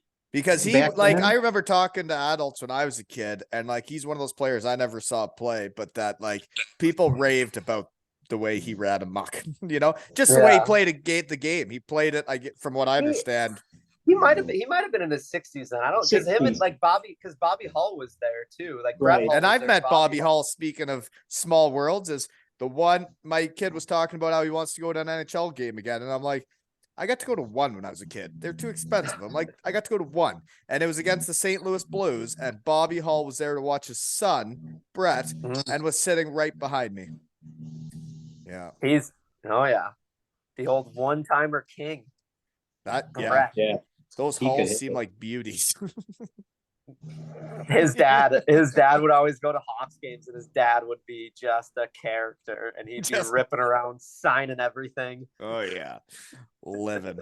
Okay, let's see here. The picture I posted of you when you were a young buck playing hockey almost looked like a Freiburg, Germany jersey. Hey, the Wolves. Oh, it did actually. Yeah, I would say. Yeah. Yeah. What team's that?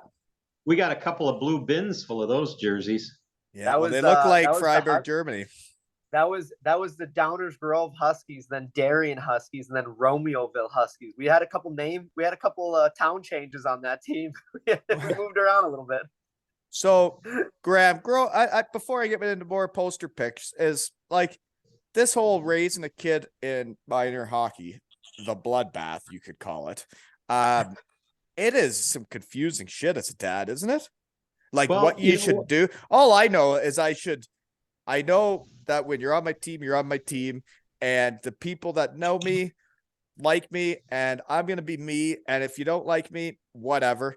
But like making decisions when they're so young that they don't really know what's best for them, you almost have to you have to ask their opinion and see what they want to do. But like, sometimes maybe they don't know what's best for them, right?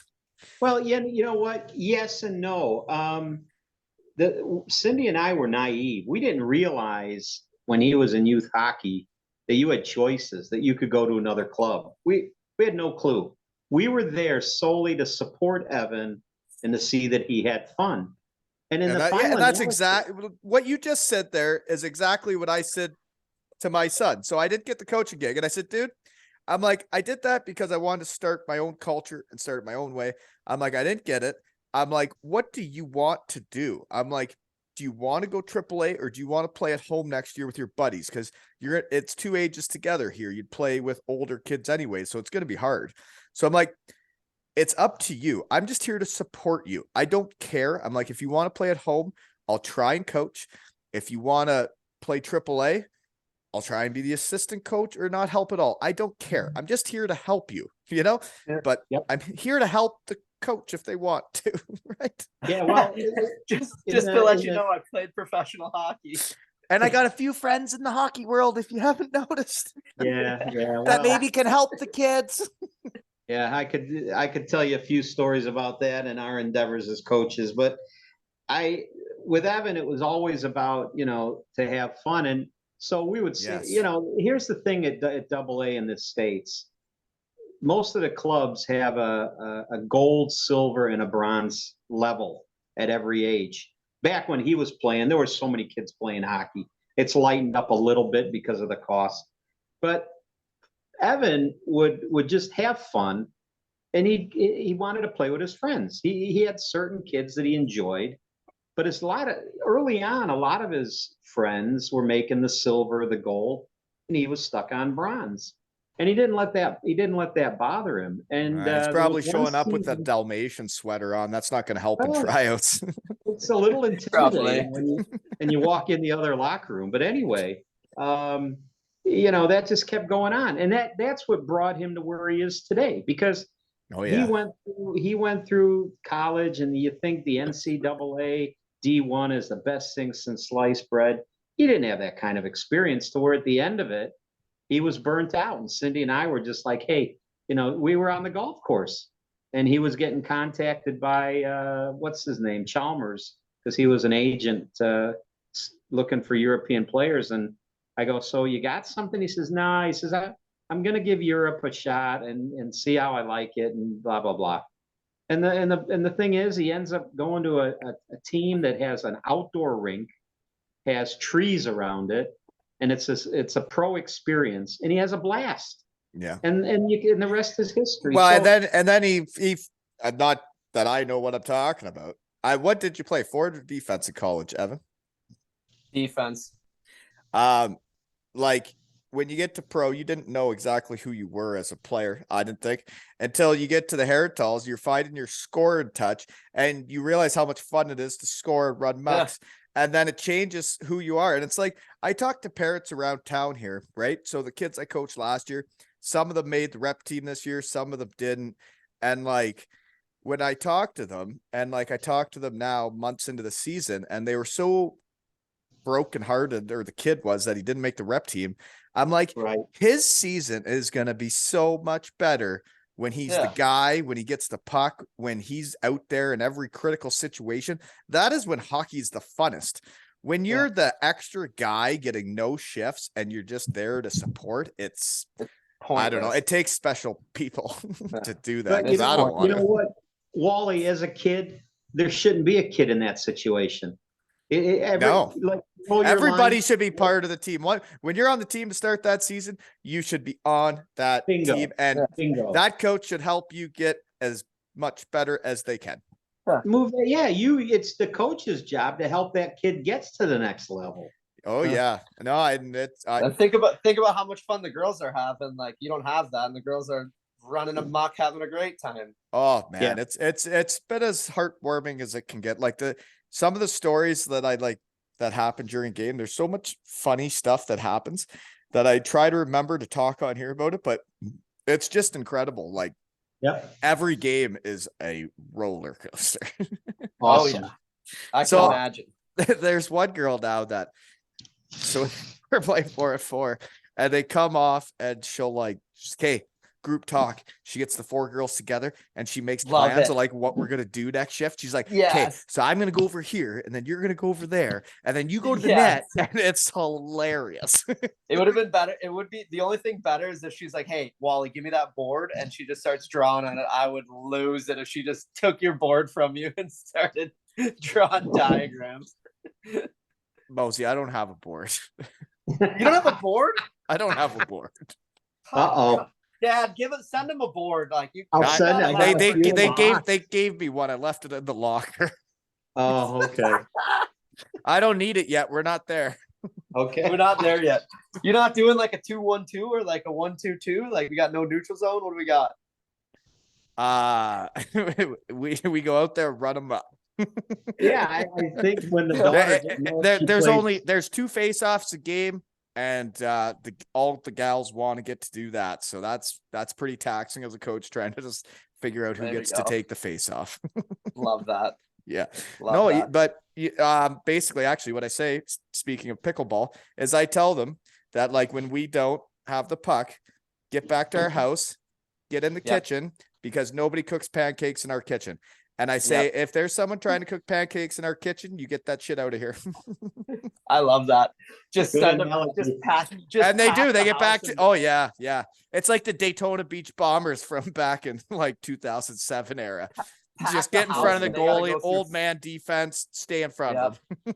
Love that. Priceless. They got- Priceless. They got it. Yeah, they got to get through 5 people to get to the net. Okay, let's see. Poster picks. We're back to poster picks, and we're golfing again. And until I zoomed in on the photo, I was trying to figure out why you sent it to me. Jonathan Is it- Taves was part of the foursome. Yeah, he was that day. Yeah, yeah. He You know some folks, eh? well, He just comes out and plays. I caddied for him, and he just comes out Yeah. and plays every once in a while. yeah, Evan caddied for him a couple of times. Yeah. No, What a guy. Is he any good? If you're He's catching actually- for him. He's better. first- He's better now. Yeah, he's the better first now. time he was. Yeah, the first time he was a terrible golfer, and now he's actually really, really good. Now he's really good. Well, the guys that I'm with are 2 of the Wilson golf reps. They're the guys that go to the British Open and represent Wilson. So they've taken care of Johnny on the club side. He's pretty good now. He plays a lot better. He's a solid. He plays too much golf. Yeah, well, he's Wow. got a lot of time for that.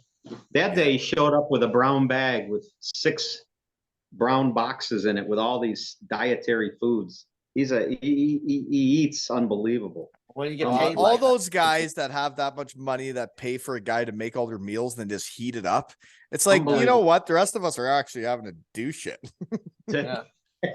We have to microwave a cheeseburger, right, Mosey? Yeah, that's honestly, yeah. It's like you got fancy meals. I got cheeseburgers in my freezer. I still remember when I, decided I should really get back after it there when I was in Beatingheim, and I got like a real trainer, and I didn't just do it myself one summer. And I was there with, no distractions in this house today. When I was there with a few NHL guys, and they were going down to see Gary Roberts in Toronto, and they were Spending telling me about the fortune. meals, and they were telling me how much they paid him. And they're like, well, Like- you got to invest in yourself. And I was like, is that right?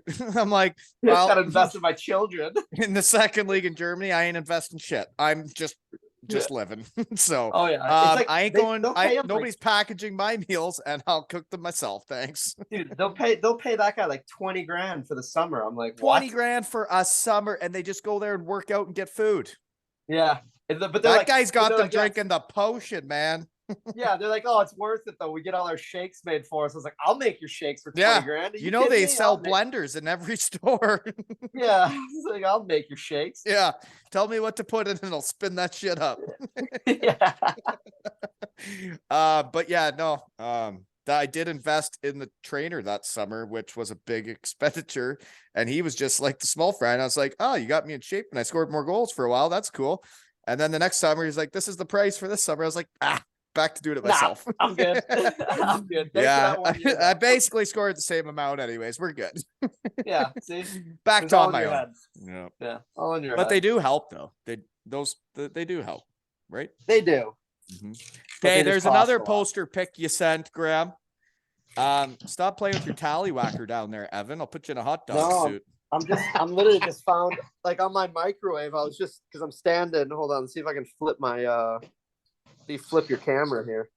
I just found like a piece of plastic for like a safety thing down here. Didn't even know. Oh, look at that. Brant, you should have left it on until you moved out. My microwave. Holy moly. It's about time you take that off. Yeah. Yeah, Jesus. You know what though? I peeled one of those off my microwaves and then it went from English to French. So be careful. Oh no.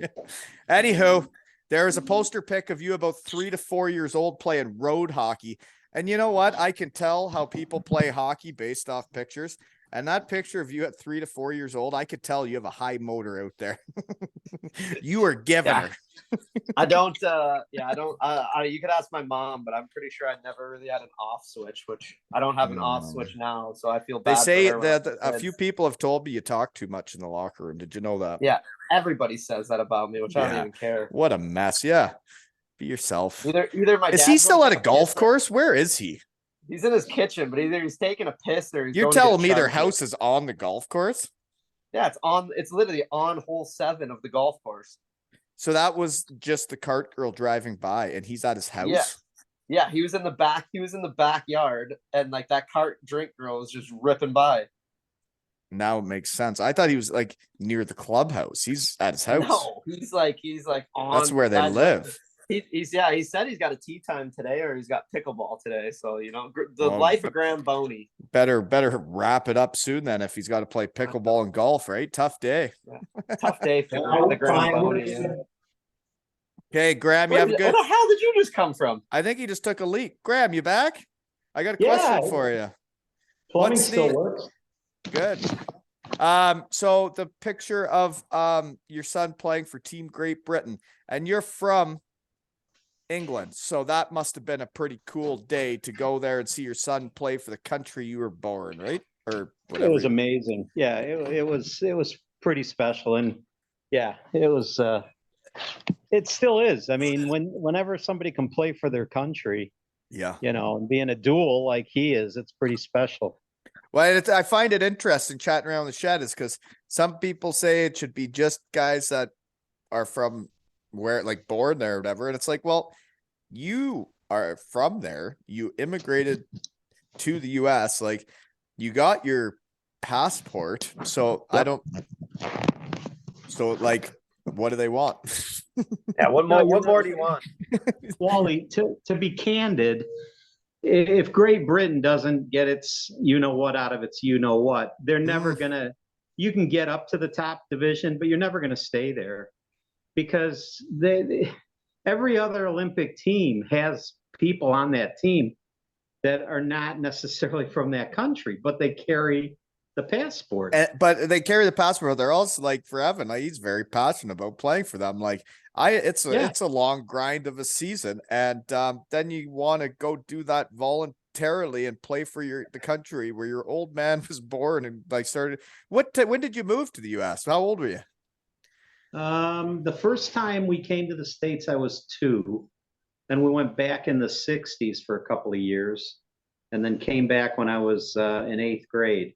So, that's the other thing. His hockey has really reunited us with our family in England because, and he's met cousins and stuff that he'd never met before. Well, let's get deep here. Well, we're in my kitchen, not the shed. How did your parents decide then to go over? So my dad was selling pet supplies at the time in 1960. And he sold some supplies to a guy in Chicago that had one of the largest distribution companies of pet supplies called R.H. McElhaney and Son. So he sells him all these pet supplies. I call him Uncle Mac. He came back to the States. His wife says, so how was the show? Did you see The Little Englishman? Because my dad was, what, 5 feet? 5'2", Ev, maybe? He was like maybe like 5'2", 5'3". He was a tiny little guy. And he goes, so how's The Little Englishman? Oh, he's good, he's good. And she says, did you buy anything? Yeah, I bought a whole bunch of stuff. Brian says it's the hottest thing out there. He goes, well, what did you get? And he opens the bag and he got some squishy dog toys, little rubber dog toys, squishy ones, and some chains, some collars and leashes that are studded. And she says, what the hell are we going to do with those? And Brian says they're the hottest thing. So she says, well, you better tell Brian to get over here because he's going to need to sell them for us. So they write my dad a sponsorship letter to invite him to come to the States to work at their company. So long story short, my dad is responsible for the squishy toys and the studded collars and leashes that are now all around the United States. He was the first one, and they're all made. If you look at a squishy toy underneath, they're all made in Spain. Some are China, but still a lot are made. Not now anymore. Nothing's made in Spain anymore. It's all China.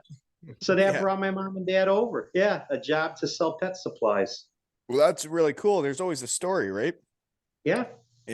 So anywho, I don't know where I was going with that. I was curious. And then you guys are there, right? So, but you did go back for a couple of years, eh? We did go back. That's when he got started in the travel industry.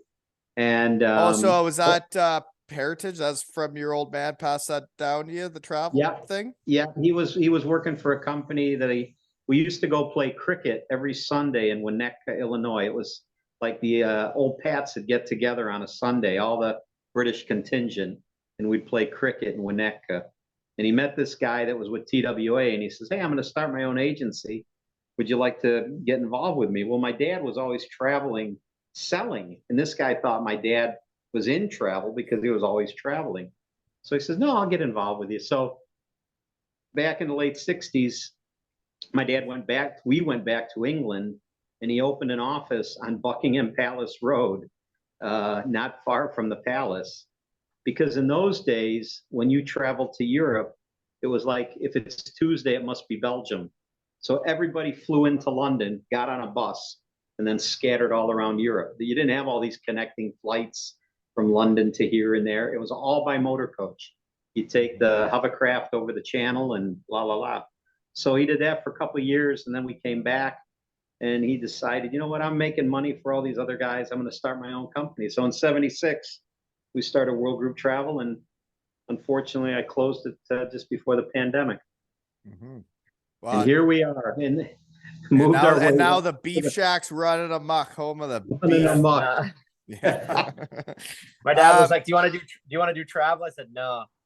Well, that's the thing though. Travel is like, it's totally changed. It's like back in the day, you used to have a travel agent that you'd be like, hey, get me a trip to Dominica and tell me how much it's going to cost.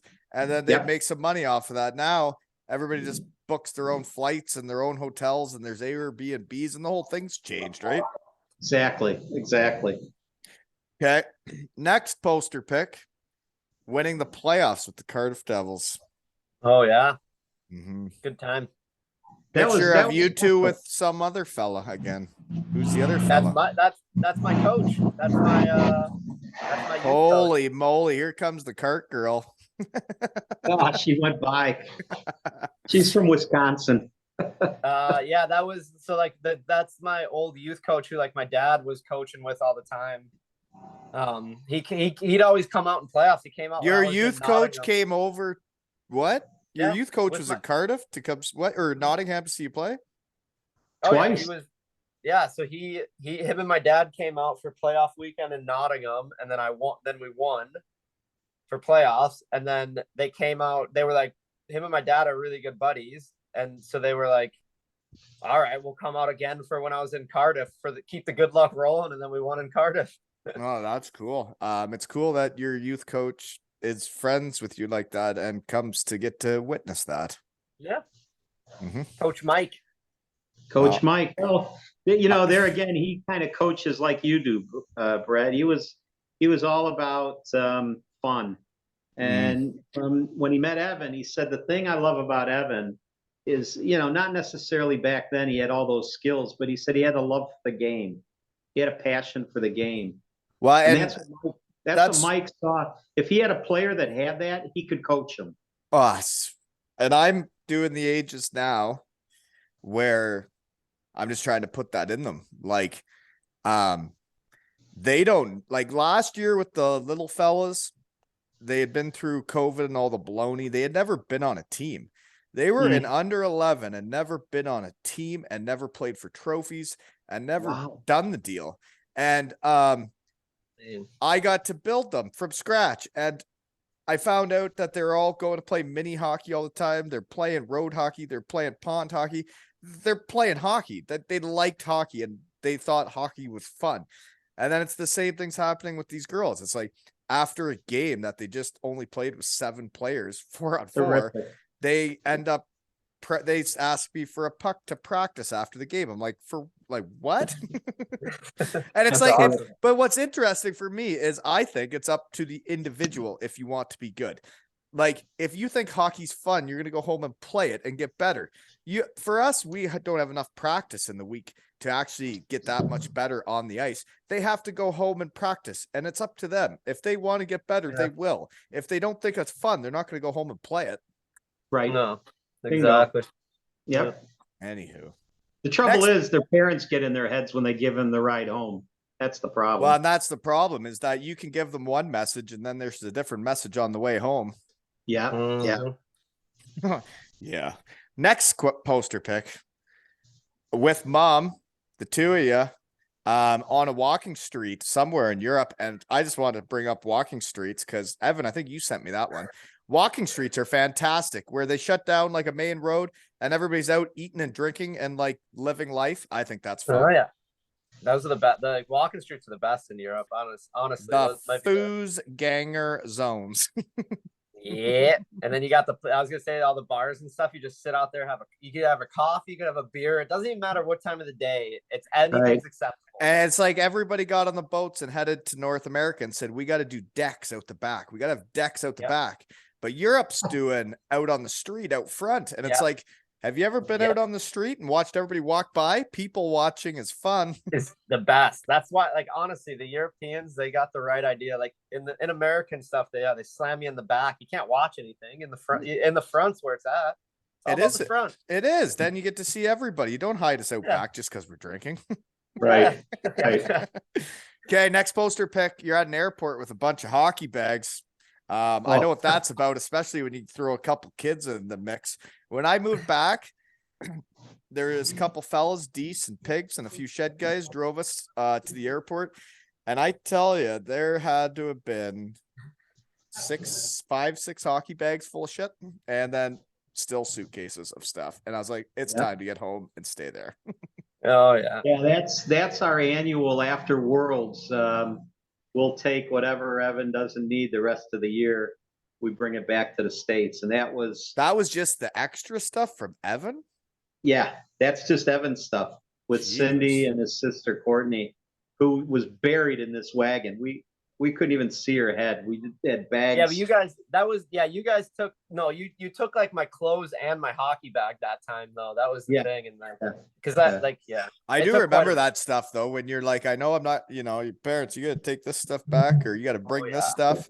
Yeah. Or it's also depressing too, where you're like, my whole life can fit in a hockey bag and another hockey bag. Or like, whose phone's ringing? Somebody's phone's ringing now. I can hear a phone ringing now. I was going to sell that one with Shelby where you had the 2 hockey bags going to Belgium, and you said, well, there's everything in my life right there. Yeah, who knows? You know what's interesting though is you think that's what you got in life until you get out to your shed and you're like, all these people I met along the way, that's what actually happened. Bingo. Okay, next, I'm not getting choked up. Next poster pick. You grew up in Chicago, Evan. You don't even know the poster picks yet, I don't think, but he sent one of a stall, and it was a Chicago Blackhawks stall that said Mosey number 49. That's pretty cool growing up into Chicago, eh? Yeah, that was a cool. I think that was the Blackhawks training camp where like I was a total fanboy where I was like, I'm taking a photo of this because like yeah, you are. I was like, I'm taking a photo. Even I think when we like you know what someone told me when I went to Blue Jackets training camp, they said, you don't know how many of these you'll get to go to. Take all the shirts and shorts you can. Yeah, see, I did the same. They just give them out. They just give them out. You can just take them, shirts and shorts. So like when I had to do like my official like picture where they give you the Blackhawks jersey with your name on it, I was like, this is unreal. Where like I think I took a picture of the jersey, and I remember like some guy, I don't know who it was, but it was like some guy who worked for the Hawks was like, I think he said something, or maybe it was Caruth. It was like one of those guys like act like you've been here before, and I was like, "Shut up, Mac. This is my first time ever being here, so like I don't know how to act." Like, I was like, I don't And know. he was so he played with you at Wenatchee, and then you guys see each other again at Yeah. the Blackhawks camp. Yeah. And then when you switched from Cardiff to Sheffield, you scored the OT winner on him. And Oh, yeah. now he gets Twix in Denmark. We're not Yeah. allowed to have fun in Sheffield unless people No. just do it on their own, and we didn't even tell Yeah. them to, right? Yeah, Yeah. right. It's their Yeah. decision. It's They're quite the adults. story though, right? Like, and that's one thing I've thought about is like when I told back like how cool a story is that like he gets Twix thrown all over He different gets countries. It's Man. like it's so cool that like I get to like somewhat be a part of this stuff, and like I get to like Oh yeah. see these people have fun stories. And it's like, Graham, you can tell people that you see around about Kit Kat Get That happening over in Sheffield, and it's like it is a crazy story. Well, it is, and The you know fact- the irony to this is it was a marketing genius, 17-year-old that came up with this idea, Sophie Rouse, and Sophie's now doing an incredible social media for For GB Nottingham. and now with the Panthers with Chris Ellis. They created a little media group, and because she needs to make money, you know, she's 18 now, and so anyway. What people don't realize is that when she did this Kit Kat thing, It had Kit like Kat. 300. It had like 300,000 views on TikTok. Yes, exactly. It was something ridiculous. Like Kit Yeah, Kat it's- reached out. And that was the video of when like it was you going out and then all Yeah. the Kit Kats, and then you had the garbage bag full of them. It was Yeah. Yes. man. Like, And then I'm yes. over here in Kincard, Ontario, and like when I see that happen, like Yeah.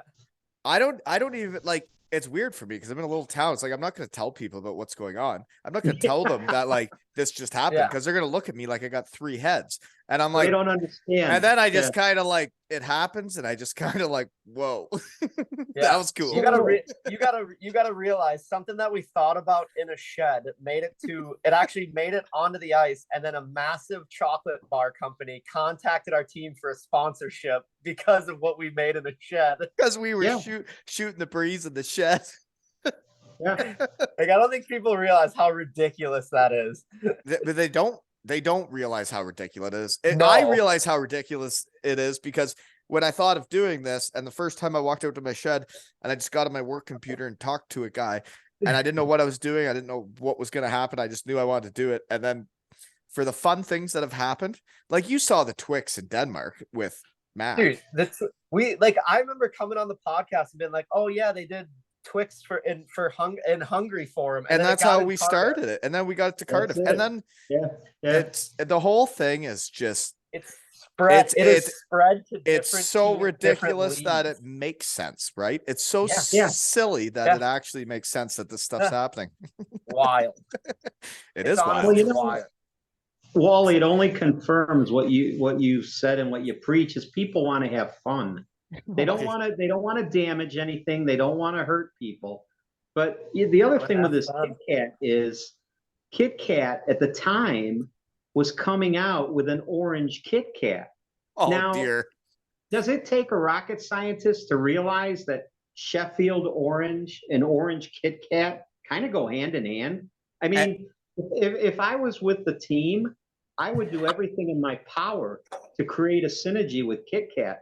Unless they're in bed with Cadbury's, I don't understand why I somebody. think the arena. They tried the arena was like The no. arena's they don't own the It's a- arena. The arena said no because it was too much of I a know. cleanup. The you know? power of fans and Kit Kats can really change a culture. It really Yeah. it could just make it, and it's interesting, right? Because like I took a shine to the Storm this year with Ginner and Finner and their players, and then Yep. they're also playing in the Big Blue Tent.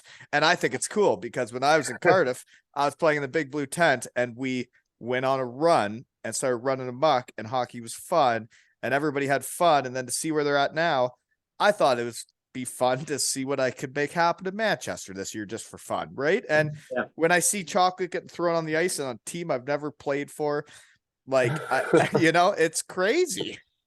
Yeah, it's amazing. The power of people. The legacy of the shed. The whole thing is so silly. Anyways, what else do we got? Well, I think we should try to get Kit Kat to sponsor. The Sheffield You. Steelers or me? Yeah. How do we do you. that? I don't have a marketing team. I don't have a sales team. All I Oh. have is a research team and then me coming out to the shed and talking. There you go. I don't have much time for anything else. I just send You them gotta- too. We You got a merchandise guy, though. You got some merchandise guy. I have a website guy who also doubles Yep. as the merchandise guy. Yep. There is an online store, folks. Oh, sugar and spice and everything nice. I almost forgot about this. I'm having a raffle, a Christmas raffle, a Mark Lewis signed jersey from the Cardiff Devils, and Knew my it. 2 Ales and Hockey Tales jersey. That is a made up team of the shed. And so far we have sold, I think it's like 115 to 20 tickets. And that's at aleshockeytales.com, folks.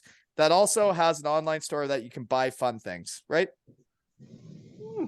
And Good the deal. money's going to my under 9 gals to get them 2 Ales and Hockey Tail shirts and other fun things. And the other half is going to prostate cancer research, right? Nice. Good reinvestment. Yeah. So people helping people, folks. It's a powerful thing. So get your tickets at aleshockeytales.com, right? Excellent. So Graham, you got pickleball or golf today or both? Is you double dipping? What are Nah, you doing? just a little pickle this afternoon. I'd take A little the day off. pickle. Just a little just a little pickle, eh? pickle. So you doing doubles? Because singles can get a bit strenuous. Doubles, definitely doubles. Mm-hmm. Yeah. I pretty well retired from the singles game too, unless Yeah, Ethan Skinner that's- wants to that's- try and beat me again. Yeah, you're gonna break something that you haven't used in a while if you do that. That's true. You're right. I start hobbling by the end, but I'll gut her out. And Evan, what do you got going on? You guys done now for Christmas or what? No, we got practice early morning tomorrow, and then we're got the afternoon off. I gotta run to Nottingham. Dana's there. I got the dog. And then Christmas Day. Well, I should let everybody get back to the holidays. Thanks for making the time for me. And I always wanted to do this. I know, Graham, when like we rode after Evan came on the first time and you offered to help me buy shirts and hats to get me Yep. started. I never forgot that. And I always wanted to have you two on, you know? No worries. So thank you. And pretty cool what you're doing with the beef shack there. And Evan, on your side, only nice thing I'm saying to you today is I know how hard it is to come back from injuries. I know how hard it is, especially as you start getting older, and that you came back and scored like the first game, and then you just got the teddy bears thrown on the ice. It's like, it's not easy. And like when you're hurt for most of the year, like not being part of the team, not going on the road trips, that shit is the worst part of hockey. That's the worst. Yeah, thank you. I appreciate it. It was Well, it's a I wouldn't say grind, I'm- man. And there's a lot of people that for the rest of that year aren't the same player or person. Yeah, I wouldn't say I'm even at 100% still, but yeah, it's like you said, it sucks. Not really, you don't really feel a part of the team, but yeah, it's nice to get back and Talk too much in the locker room and all that. yeah, I did that anyways, but yeah, it's still nice to get back and talk to the boys. And like for me, we were talking about different coaches and everything and how you can learn stuff from everybody. Is like, I kind of wanted to have you two on to talk to a dad that raised a kid in hockey and in my opinion, raised him right. That's why I have him on all the time. I don't really like him that much, but I do enjoy his time in the shed all the time. And like, I could tell from what Simsy says about you, Graham, and everybody else about, and Reds, and like how good of people you are. And I like learning from people, and I like talking hockey with people. And then when I can learn from a guy that's raised a guy right, when I'm trying to do this shit, you know, it's exhausting, this minor hockey horse manure. Exactly. Very much so. Okay. Well, this has been another episode of Zero Ales and Hockey Tales with the Moseys and Wally.